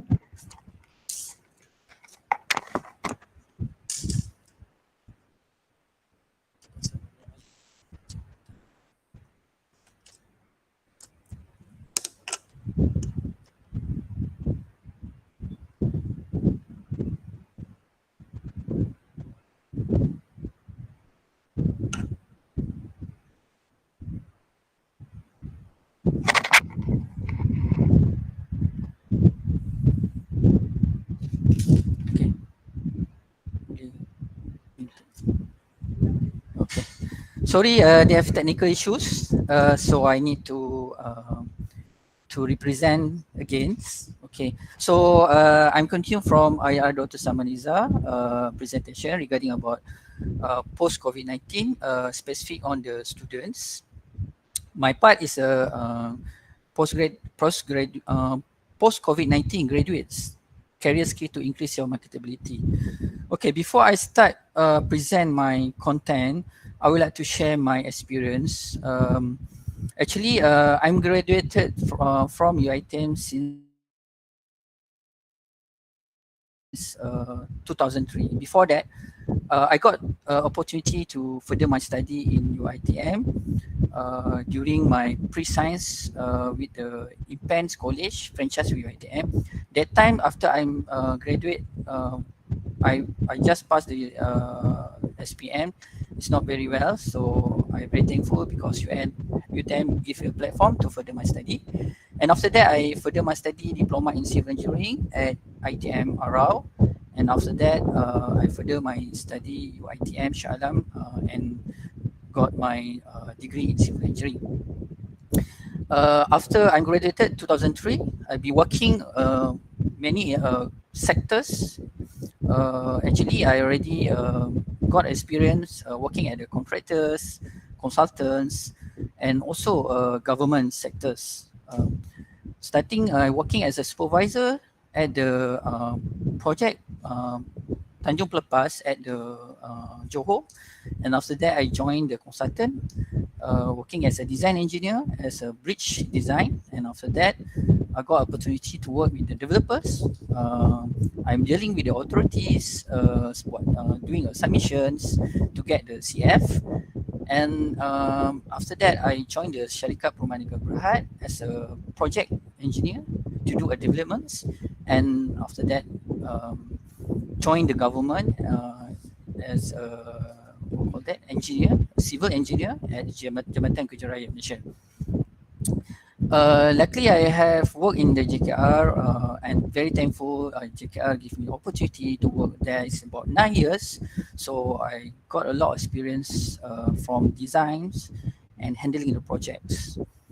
Okay, now after 2015, I decided to resign from the government servants and join the other directors to set up new company, which is focused on the consultancy, which involved in many departments, consultancy, like naval architecture, marine engineering, and also civil and structural engineering. So I'm the one who handle the civil and structural engineering. So we already experienced about 5 years since 2015. A lot of projects we involved. Starting we doing a project with the Majlis Pemandaran Penang Jaya, doing the what call that markets, and after that we do what call that research for Lembaga Urusan Selangor, and finally we got the biggest project which is involved in a new technology which is beam information modeling, BIM. The first consultant appointment which involves in this beam in JK project. So we are the one who got the opportunity to design civil and structural design and also modeling. Okay, so my content involve three points. Okay, three what call that contents, and then first is about graduate in Malaysia. Second, post COVID-19 effect business, unemployment rate increase, teen employer looking for in new recruitment, industrial revolution 4.0, IR 4.0, and beam information modeling. Okay. Back to 2018, actually I got this information from Ministry of Higher Education, www.moc.government.my. They only have a statistic for 2018. If you look at this statistic, engineering is the one of the biggest graduates compared to others sectors like science and mathematics, services, and what call that medic. Okay, so now back to the university.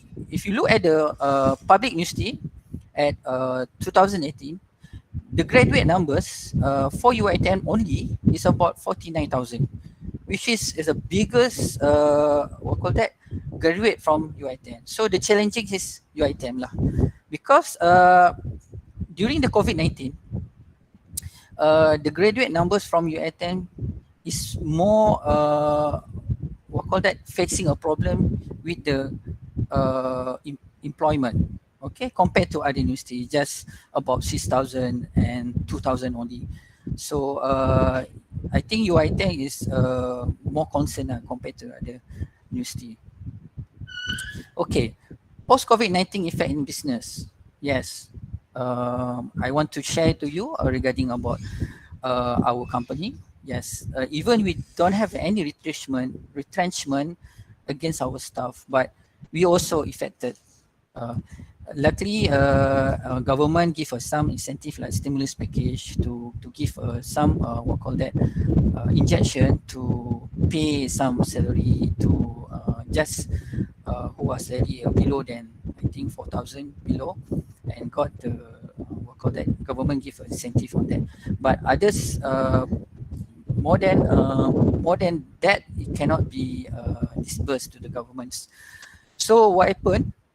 So we have almost like hundreds staff from the offshore, onshore, and operations in the ship also. So during the economic crisis, we have facing this problem, but thanks God, we survived on this crisis. And then even our project also, we still receive our project during the COVID-19. Okay.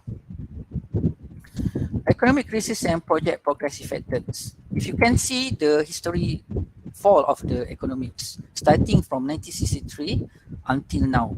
Actually, in my age during my study is 1997. We facing a Asian financial crisis. That time is about monetary exchange. So luckily that time we are studying, we don't have much problem in terms of employment. Okay, now 2020, 2021, so we facing another economic crisis, which is more worse than compared to the previous, is 1997.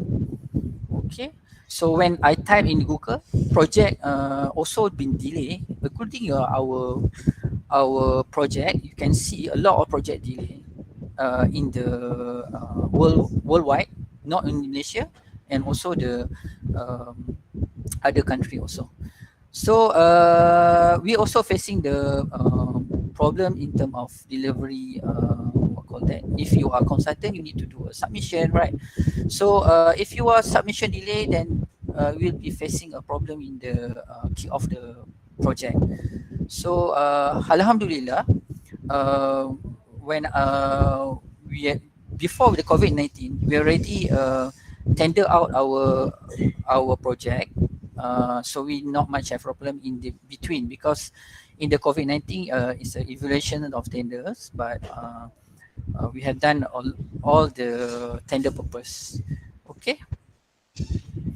Regarding about employment rate increase, okay, you can see patterns starting from 2000. From 2000, actually unemployment rate is really what call that, flat, and then after that, January 2020, when started the COVID-19 affected to our country and globe. So we are already facing a problem in unemployment rate. So in April to 2020, the unemployment rate is about 5%, and the economic expert expecting that unemployment rate will be reached more than 6%. Even in May 2020, we're already facing about 5.3%. This statistic is from the Department of Statistics Malaysia. And yesterday we got news from the Human Resource Minister. They told that there's unrecorded unemployment had been retrenched by the company. So we worried that this will be worse during the what call that COVID-19 post. Okay, and then things employer looking for a new recruitment. Okay, as employer, so we are looking for new recruitment which have not only on the good grade and where you are graduate university from local or overseas is the extra advantage actually right now. In my time, maybe we need have a good grade. If you want to work in the consultant, you must have good grade, at least 3 pointer and above. And maybe we choose university where you graduate. But now it's different. We're looking for who have skills rather than in syllabus, which are related with the current industry. Because now the industry is changing. It's not like my era is the conventionals. Okay, later I will be explain more on this because this is a very important. If you have that skills, there will be advantage to you when you looking for the job. Okay. Secondly, multitasking. Yes, of course. If I hire 2% and rather than if I hire 1% can do work with 2% jobs is better than that, right? So they will reduce the cash flow of the company. I'm give examples. Sometimes when you as a design engineer, it's not only you are doing a design, okay? And also if you are design for civil works, it's many disciplines need to be covered. Sometimes the job is only for geotechnical works to do a soil settlements, let's say. And after that, we need to do civil works and also the structures. That's why in my company, I train my staff. It's not specific in the one schools. Actually, yes, they have what call that strong and strength in the design on structure. But I don't want to them to specific in that what call that skills. I want to them to explore all the what call that disciplines jobs like a geotechnical, doing a earthwork design, road design, building design, and many. So third is a good attitude. Yes, and ready to gain any experience. Actually, since I doing a consultancy engineering company, I've been facing a lot of staff problem actually. Actually, I have been I had hired I think almost 10 to 15 engineers actually, but they don't have any attitude in terms of to be what call that to receive any task, and then sometimes you need to be humble to be an engineers, and you need to be what call that always to ready to receive any task. Okay, and fourth is ready to receive any deliver any task. Okay, now this is not like we are working like maybe 5 years ago. We are very specific job. No, right now whatever job given by the client, we need to deliver. Sometimes we do forensics engineering. We need to do go to the site and looking for the crack and suggest the rectification works. And sometimes we do a tender. We need to do paperwork and then need to be ready to go to site. If the site available is unavailable, you need to ready to go to site. And then fifth is not demanding in payout. Okay, to be frank, actually nowadays is not demanding days, not demanding era. Actually, if you tell me that the current staff also they are facing a problem with the cut or payout, and then sometimes your claim will be delayed because it's depend on the what call that payment received by the client. Also, client we also what call that no, they are also facing a problem to finance the job. Sometimes project will be delayed due to the financial problems. Okay, so six is a good communication and reporting. Yes, of course, communication is very important because when you work, you cannot be a silent person. Yes, if you ask me, what I'm a graduate last time. Yes, I'm silent person, but because of experience, gain and gain. So actually, I'm also lecturer, part time in Segi University. Is what call that training me to be a good communications. Okay, so actually I've been experienced even in the constructions works and also in educations. So so you try to develop your communication skill and reporting works. Okay, reporting is very important. Okay, so you need to know how to write the technical reports. It's not like assignment, but it's technical. You need to put any what call that clause and clause or specs you need to be referred. Okay, seven is teamwork. Yes, when you work, it's not only you work in a silo. You just work in your team only, but you need to work with others, partners like architect, mechanical, electricals, and also the authority also. Okay, and then the teamwork is will be a success of the projects. If you not have a teamwork, the project will be delayed and it will be a problem later, and the client will be terminate your work. Okay, so it is experience.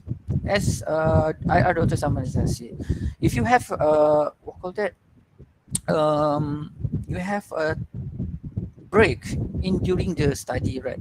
So you need to get the experience, especially in the your field, like a civil engineer and structure engineer. Maybe from the audience here, you have mechanical. You need to go to try to find the mechanical experience, because for me, 3 months is not enough for internship actually.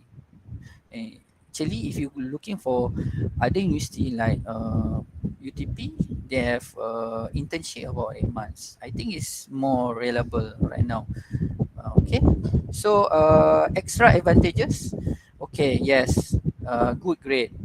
Just impress you to to call you for interview. Actually, it's not a main target for the currents.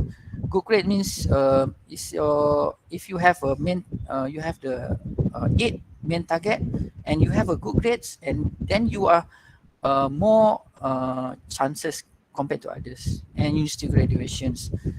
Yes, of course.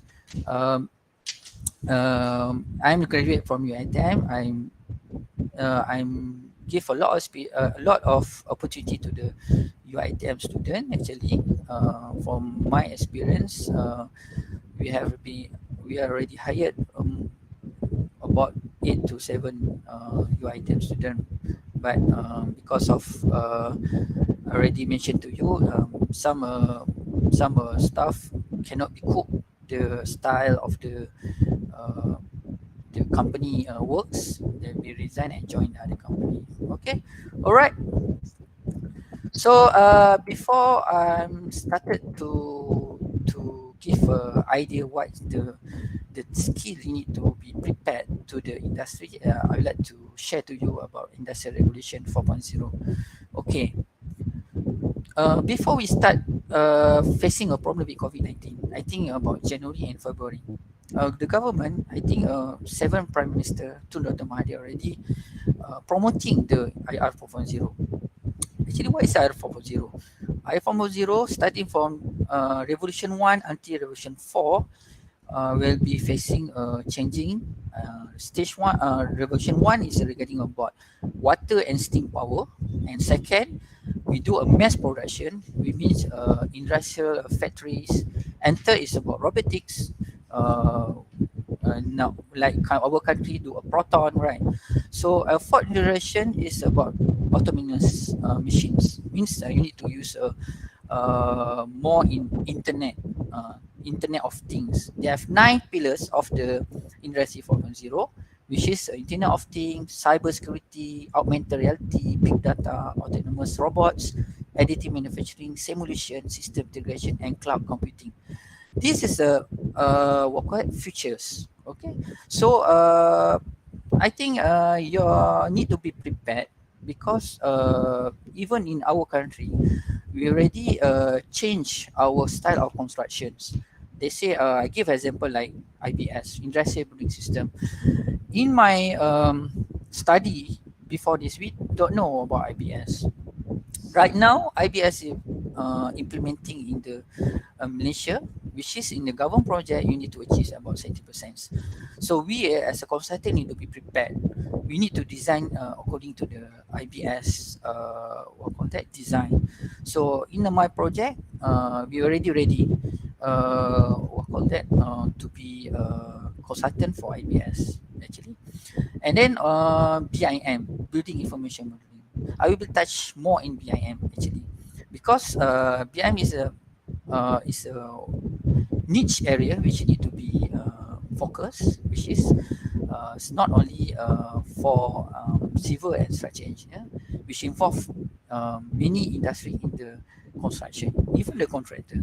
Okay. What is the BIM? Actually, BIM information modeling is a process of preparing, using and transferring model information in project which have various digital information which improve the implementation of the project. It's involved starting from conceptual designs, and after that we go to detailed design, analysis. That one is normal in the conventional works, but the difference is 3D. Okay, I will touch later about 3D, how we're doing, what software involved. And documentation also been digitalized. Last time we do printing works. Now we are doing more digitalized. And if you tender, you just give a CD, right? Okay.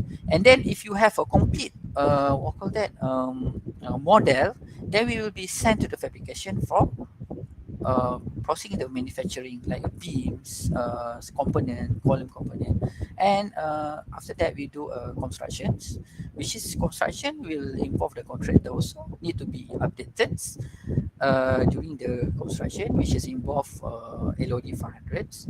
Actually, in design we involve 100 until LOD 300s, which is only a designs models, and LOD 500 means you need to be detailed, which you need to input all the material which is supplied to the site. Exactly, if you are supplied for accent aircon, you need to be put the accent aircon specification and families. Okay. After that, operation and maintenance, and lastly, renovation and demolition. Okay, during my forensics work, actually we have done a lot of forensics works for Tabung IG buildings. I think we have done about 4 buildings from Maju Junction, which 40, I think 40 levels, and then and TH Johor Bahru. We have problem with the SP drawing. When we ask the SP drawing, they don't have that information and records. So when you are doing beams, the main importance rather than we're talking about 3D is about informations, and the beam will be stored as a USB. So the client will receive the model in terms of 3D, and then if the client need to be they want to renovation the building, they will give to the consultant to check their models. Okay, that's the basically about BIM now. Okay, this is a skill software which related in engineering and BIM, which is a lot of software now.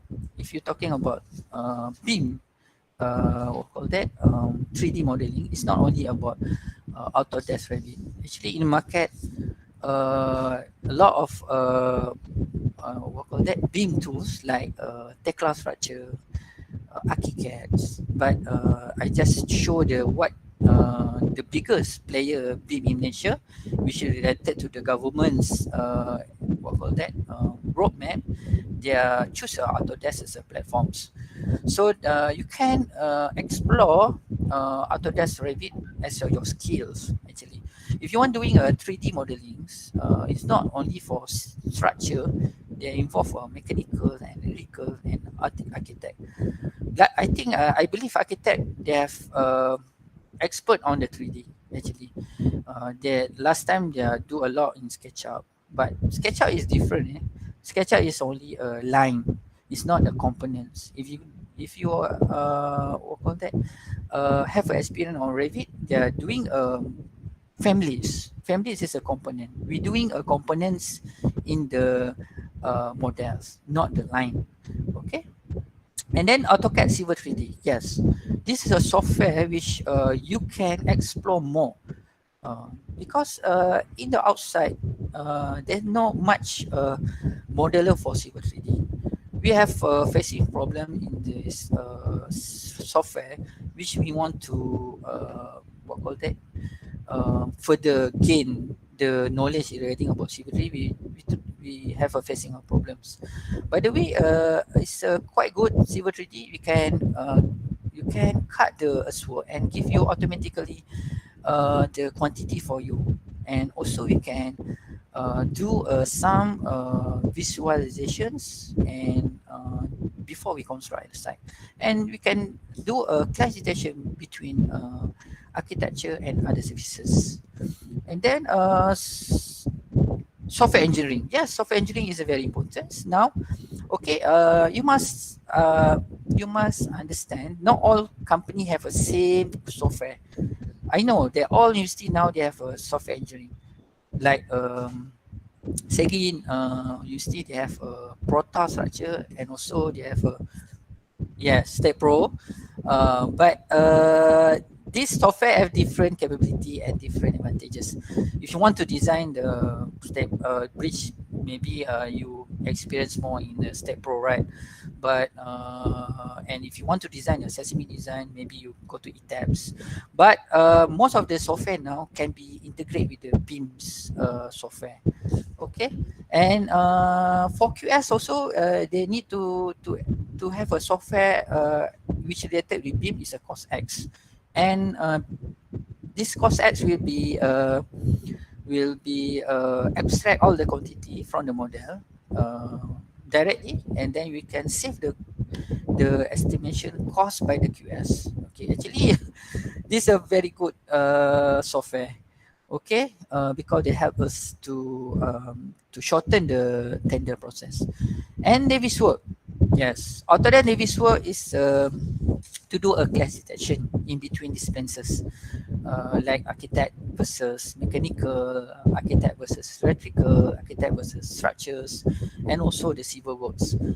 So means Navisworks is the mother of the software where they can combine all the software in one software. So so very good software actually Navisworks. Actually Navisworks is more in management, which if you are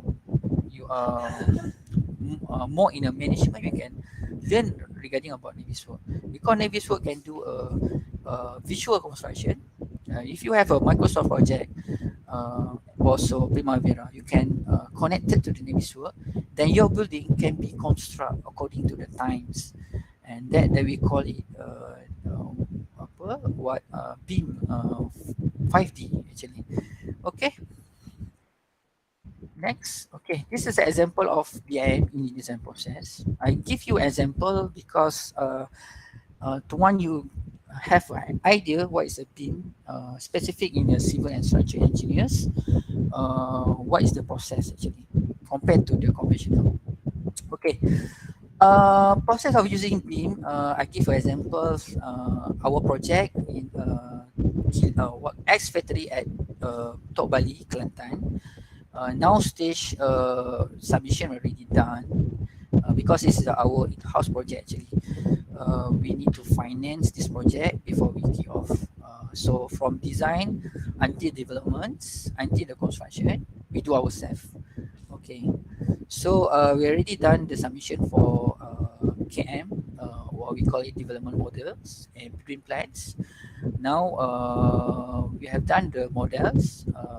This is a factory. We do a design using a tech structure designer as a software engineering. Actually, we can do vice versa. Either you are model with the Revit or you are doing a structure analysis design and tech structure, because this is two base model actually. Okay, and after that we are if you are done the modeling in Revit, and then you can integrate with the to other software, okay, to Navisworks later. So this is a example where we do a design using a technical structure designer and transfer to the outer Revit. Either it's a steel or concrete, we can done it. For foundation also we can done it, but this is only for structure. Civil I will show you different software. So you can do a vice versa, either you want to doing using a Revit or technical structure. So my advice, actually current practice now, yes, we know that these modeling skills need to be developed. Not all engineer can done it.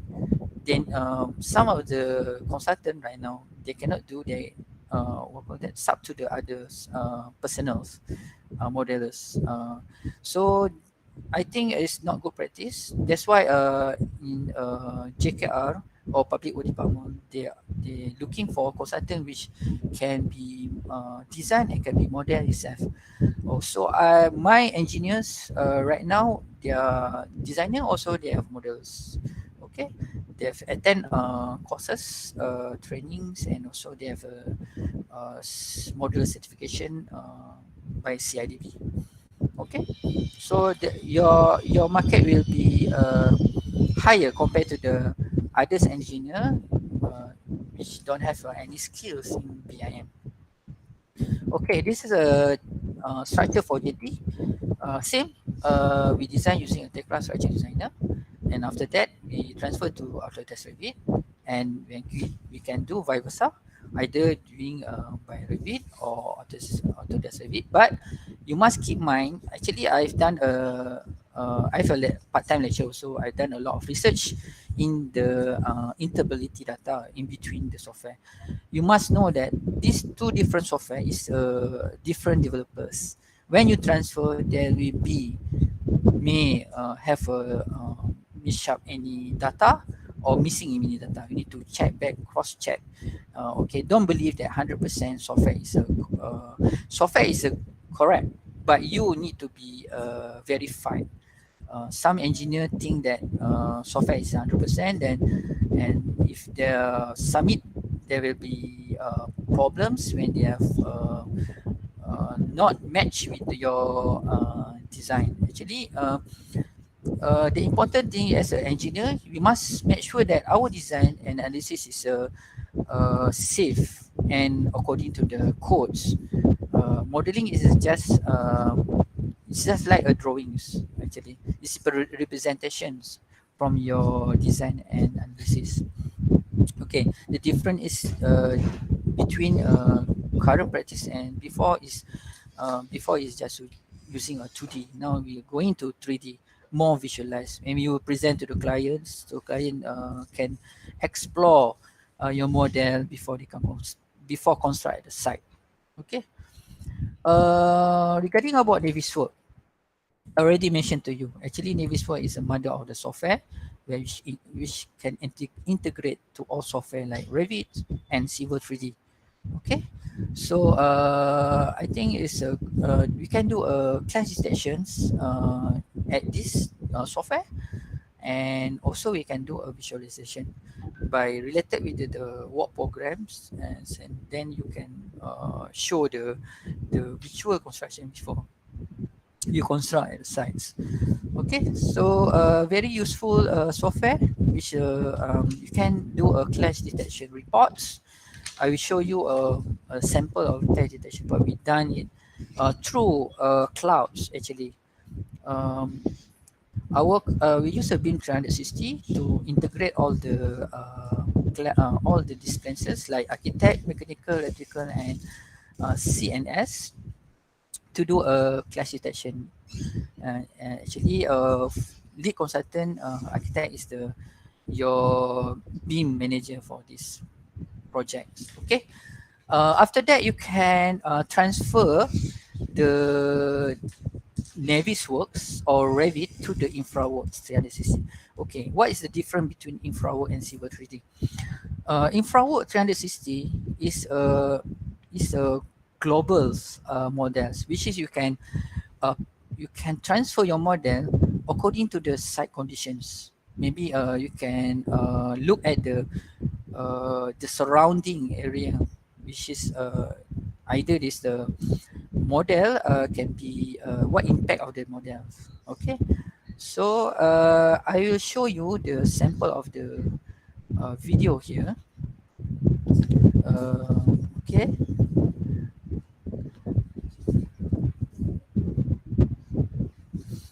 sample of the video. Uh,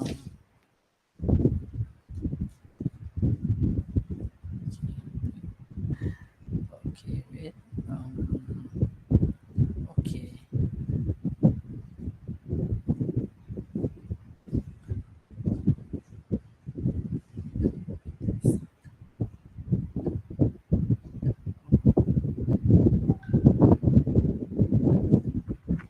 Okay.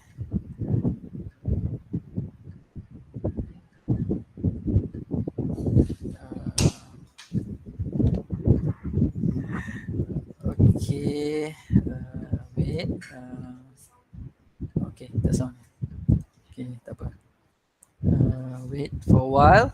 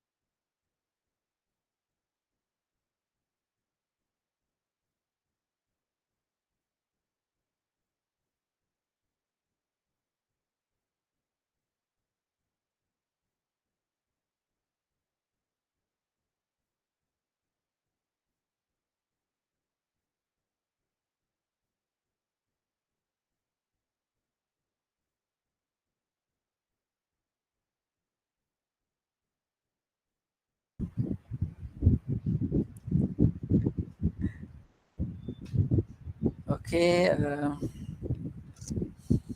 Okay. So you can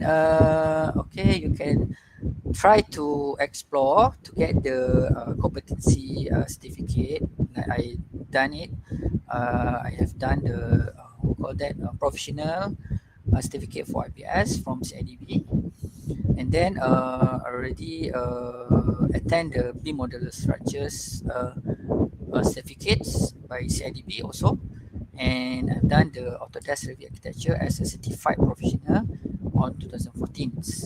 So they will be your advantage to be employed because you have extra skills compared to your graduate from the as a engineers only. Okay, that's what we are looking for. What you need to do if you have what call that have opportunity to go to attend the courses. I think better you go and gain the knowledge. Okay. Okay. Now I already show you what's the company, our company can be survived during the COVID-19 because of we are doing a niche area, which I think not much of company can done it. Okay, we are very experts and we have our own FPSO actually. Now the FPSO already is stationed at the somewhere in offshore in Terengganu. Last time we chartered MTC Nautica Moa to do drilling, not to do the drilling, storage the oil at the offshore is about 4 years, and after that we buy our own tanker and we converted to do become a FPSO, and then okay, so we are niche area which involve in oil and gas, which more in the floaters, like this kind of the sectors. Okay, we also do a renewable energy. We do a biogas development. Actually, we have a project with the Gas Malaysia which involve the biogas developments by using palm oils waste, and then we do a what call that plant at the site somewhere in Sidley Johor, Sedenak Johor, sorry. And then we also explore any renewable energy like wave energy and also the wind tunnels and gas. Okay, and also civil engineering is a part of the part of the sector we are involved, which is we can do a lot of services starting from the civil work like drainage upgrading. We do what call that breakwaters research at the luas at the skin chance, and now we are doing pusat pendaftaran rekod negara which involve BIM building information modeling, IBS and Sesame designs. Okay. We also invest in defense and solution and MRO, which is we do a lot of rectification works and rehabilitation of the vessels for army, for navals actually, and we do more proposals to do what call that fishing vessels and many research ongoing. And we have done the university MTC joint venture actually in UiTM also. We do our rocket actually. We are in developments which right now we try to convince the governments to do cloud seeding compared to the we using aeroplanes to create the cloud seeding. We do our own rocket, which is can be reduce the cost compared to the using aeroplane is very expensive. So we have a very good what call that we good expectation on this area, because there's no much industry want to involve this. All many companies from foreign company. So we try to build this rocket by our locals engineers. Okay, all right. And lastly, this is our FPSO, which is station at the triangle. I already mentioned to you. Is our pride to share to you. This is a local engineers, Bumi Putra, which is can build these ships without any what call that, hired to the foreign consultant, which have been proven. We already deliver this project more more shortest compared to others competitors, which we have done to convert the PSO within 4 months and deliver the jobs very well now already. I think station about almost 1 year. Okay, I think this is my presentation and my email Rashid at mtcgroup.com.my. So you can email to me if you have any questions or want to sharing knowledge with me, and also you want to submit your CV. Actually, before we end, I want to share the video. I don't know either it's working or not. This is a video which is involved in BIM.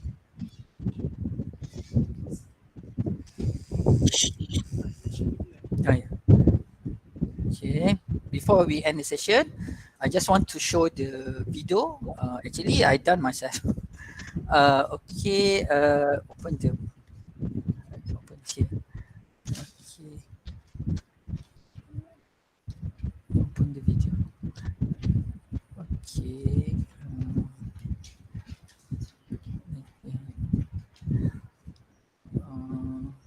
Can you build it? Wait.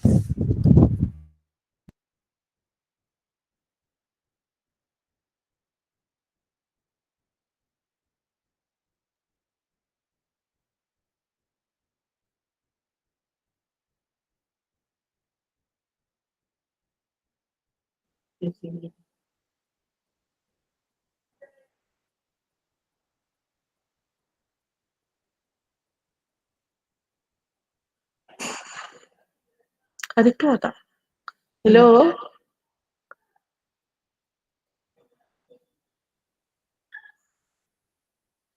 Is the video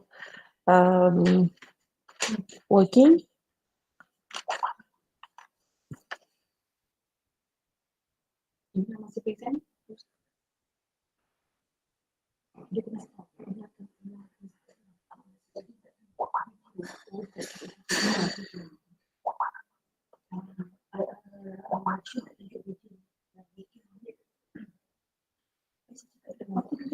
Alright, sementara kita tunggu apa setting video. Alright. So I just want to remind all participants to fill in the attendance. Alright. So the link has been given on the chat list. Okay, in the chat room. Okay. So you go there. I already posted the link for our webinar today. Alright, so please register yourself. And for those who've been asking about the slide, okay, the slide will be given through email for those who registered in the link. Okay, so I hope you can wait for the reply from the committee. All right, so the video is ready, I think. So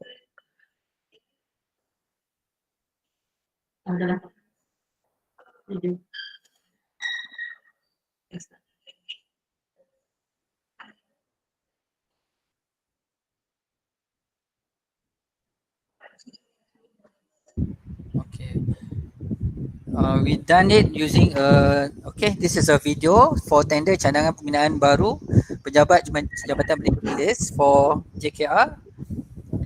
We done it using Civil 3D, Revit, and Navisworks, and after that we transfer to InfraWork for visualizations purpose. So the client will have a exposure on this visualization before we can reconstruct.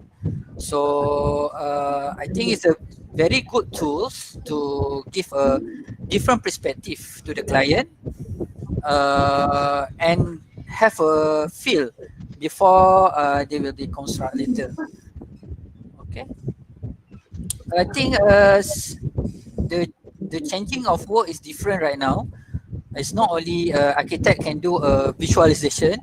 Civil and structure need to be learned how to be a architecture also. So, so this video I've done it for tender purpose,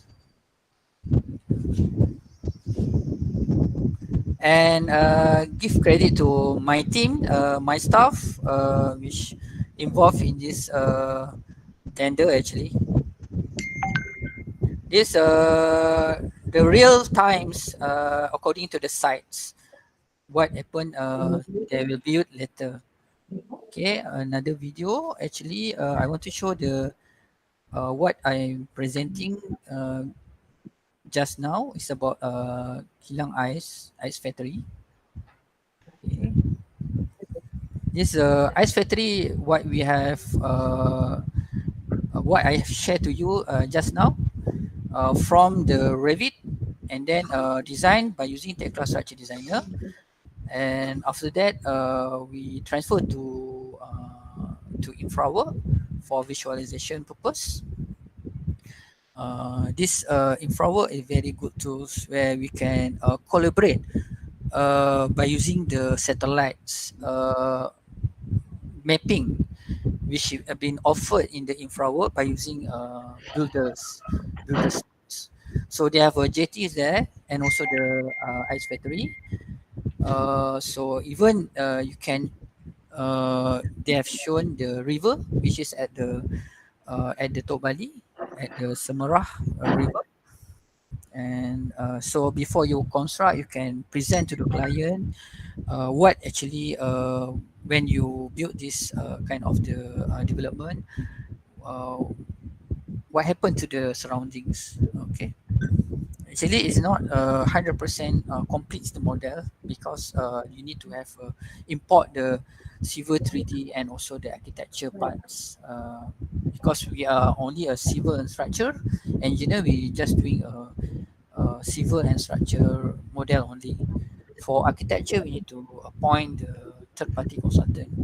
Actually, we already have been appointed as a lead consultant for Petro Session by Petronas, for Guthrie Highway, and also at somewhere in Batu Cave to be a lead consultant, and we propose to the client to do a beam. So our consultant appointed have been working as a beam also. So maybe next time when we meet again, I show the final product of the complete beams. Actually, I can show you the complete beam, but that one is more PNC because under public work departments or JKR projects, which not been allowed to expose to in the outsides. Okay, you can see, you can explore, and then you can present to the authorities and also the client how how the model or construction will be built later in the sites.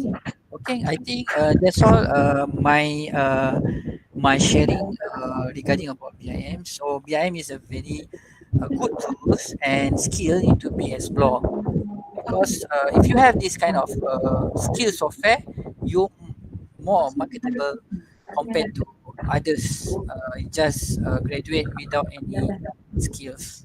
Okay, I think I can end my sessions. Organizer to take place. Alright, thank you, Engineer Muhammad Rashid. Okay, so um, it is a very awesome sharing. Okay, so we have few questions here. Okay, hopefully both our panel can answer the question. This is question from YouTube live. Okay. First, adakah kita perlu meletakkan semua aktiviti co-curriculum dari sekolah atau hanya sekadar dari universiti sahaja? Sekiranya daripada universiti sahaja, semua atau yang terbaru sahaja? Boleh ulang soalan? Okay, adakah kita perlu meletakkan semua aktiviti co-curriculum dari sekolah atau hanya dari universiti sahaja? Oh, okay.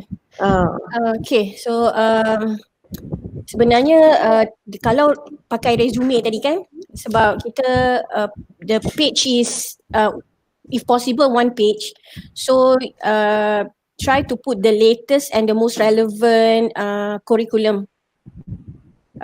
Kalau macam if maybe during your university life you don't have any co-curriculum, then if you have from school put lah, but the best is the latest means maksudnya university lah. Tak perlu letak semua. If you put everything there, then it won't be resume anymore, you become like CV because you put everything. Okay. Alright, question number 2. Since new recruits should not be demanding in payout, what is the suitable range in salary for degree graduates that we should demand during our job interview? Good question actually right now. Actually, when we talk about the economic crisis,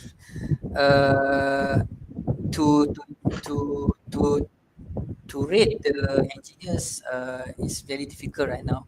It depends on the company capability. Sometimes it could be less than what you have been hired before COVID-19. I can share to you last time when we employ the engineer, maybe we can start with 2,500. Right now, maybe it's less than that. It depends on the capability of the company. Because right now it's not demands times. We want to survive in the during the COVID-19. If you give the very good salary, but the company cannot be survived, it's not good. Actually, many company right now is facing a problem with the cash flow. Many company right now have been problem with the what call that, many staff to be hired. So it's not like before this. We just think about if you working in the Petronas, you can get good salary. Right now it's like that. Even you want to find a job, very difficult right now. Okay, I have call that interview done by me a weeks ago for looking for supervision. They have experienced more than 25 years, and if you read the resume or CV, they have quite good salary. It's about 25,000. Now it cannot be like that. If you want it, you need to accept what the company ready to give. Okay, that's my opinions. Okay, maybe I add to that. Maybe for fresh grad, you don't know what number to start with. Maybe in your resume, you can put somewhere from 1,500 to 2,900. But in bracket, not negotiable. Okay, because if you are being called for interview and the range is within their estimated salary, they can discuss the range. So I can say it's from, for after pandemic ni, it's about 1,000 for fresh grad. We are not talking the one that have a lot of experience. For fresh grad, you can start from 1,500 to 2,900. Okay, tapi dalam kurungan in bracket negotiable. So means that the company knows that you're willing to negotiate with them based on the outcome from the interview. Alright. Hmm. Tapi yang case kalau baru dapat kerja selepas COVID-19 ni memang ada pengurangan yang drastik lah yang Betul. saya Betul. nampak, because some of my colleague and some of my friend, bila dia lepas COVID ni, dia ada tu yang right before COVID dia baru kerja, dia baru join the company and then suddenly MCO. So now gaji tu dia tak terima seperti yang they plan they should receive. Okay, so gaji asal mungkin 7,000 tapi due to COVID it can go like maybe 4,000 atau it's about half of the Yes. salary that they promise before lah. Keadaan tu berlaku. Yes, that's true. So ada yang memang dia beri kata dua lah, kalau rasa tak boleh terima dia boleh let go lah. Some of the company they tend to do that. Okay, so soalan yang ketiga kat sini, alright, apa pandangan industri sekiranya fresh graduate yang tidak mendapat peluang pekerjaan tetapi mereka ambil pendekatan offer themselves, market themselves by asking for job and they conduct the work from home. Task yang diberi mungkin based on time base for the sake of experience. I think for fresh graduate it's very difficult if you ask you have experience enough to do a work from home, because fresh graduate you need to do face to face. If you have experience, maybe 2 or 3 years, maybe we believe that you can do independence, because work is different with you do assignment. It's not same. You need to be coaching. Coaching means you need to one by one. It cannot be like you are using Google Meets or other platforms, because it's very difficult to what call that to look your works. So I think it's not preferred to do what call that online work from home. Okay, but to add from that, even though we not suggested for fresh grad do that method, but that method can be done for engineers that have experience. Okay, we do allow that. We even for our consultation firm, we sometimes we need the consultation from geotech engineer. Okay, we do have geotech engineer in our company, but not well experienced. So sometimes we need from experienced geotech engineer. So we do hire them based on projects. I mean project based lah. So we pay lump sum. Maybe one project 8K, then project maybe 2-3 weeks je, tapi dapat 8K. Boleh, we allow that, but normally for experienced engineers, because we need their expertise on certain things in that particular project. Untuk fresh grad ni kita risau if we allow you do macam kita tak kenal and then we do not know their capability and then we give them the project for them to do at home, they might do it wrongly and then we have to double work. We have to redo their work. So that's why we do not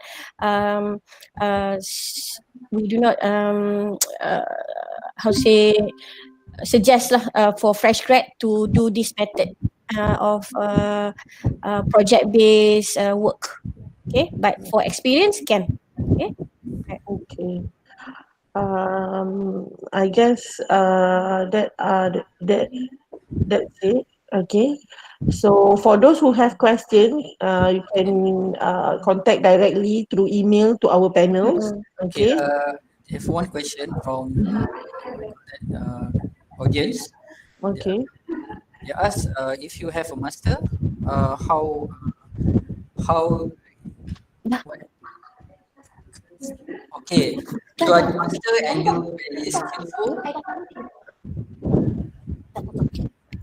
you very skillful, how you want to convince to get a job, right? Okay. So actually, master is not ticket for applying a job. If you have value also, if you don't have experience enough, let's say like because in construction is involved in any sectors like consultants and also contractors. A contractor needs to experience more in the site experience. If even you have master or PhD, you don't have experience much in the sites, very difficult to get a job. And also at consultancy, okay, maybe you have a master. Maybe master is more in specific area, which is maybe master in structure. I've done master in structure in UiTM 2013 actually. I took structures, but it's really focused on certain syllabus. It's not very details because it's only a 1 year programs. So, but it will be advantage in terms of to impress your resume actually. So when they interview, you need to be what call that, very convince the employer lah that you are capable, that you can do design, even you have a master. Okay. All right, so that's all for today. All right, so I guess that's it for today's session.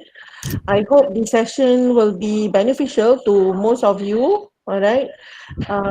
So thank you very much, Engineer Dr. Salmaliza Saleh and also Engineer Muhammad Rashid Yaakob, for this beautiful sharing. All right. So and thank you all to to all who participating. All right. Um, so please send your question if you have any to those panel directly to their email. And if you have any question related to this webinar today, you can contact us, the Secretariat of the Kelab Alumni FKA. All right. So with that, I end our session today with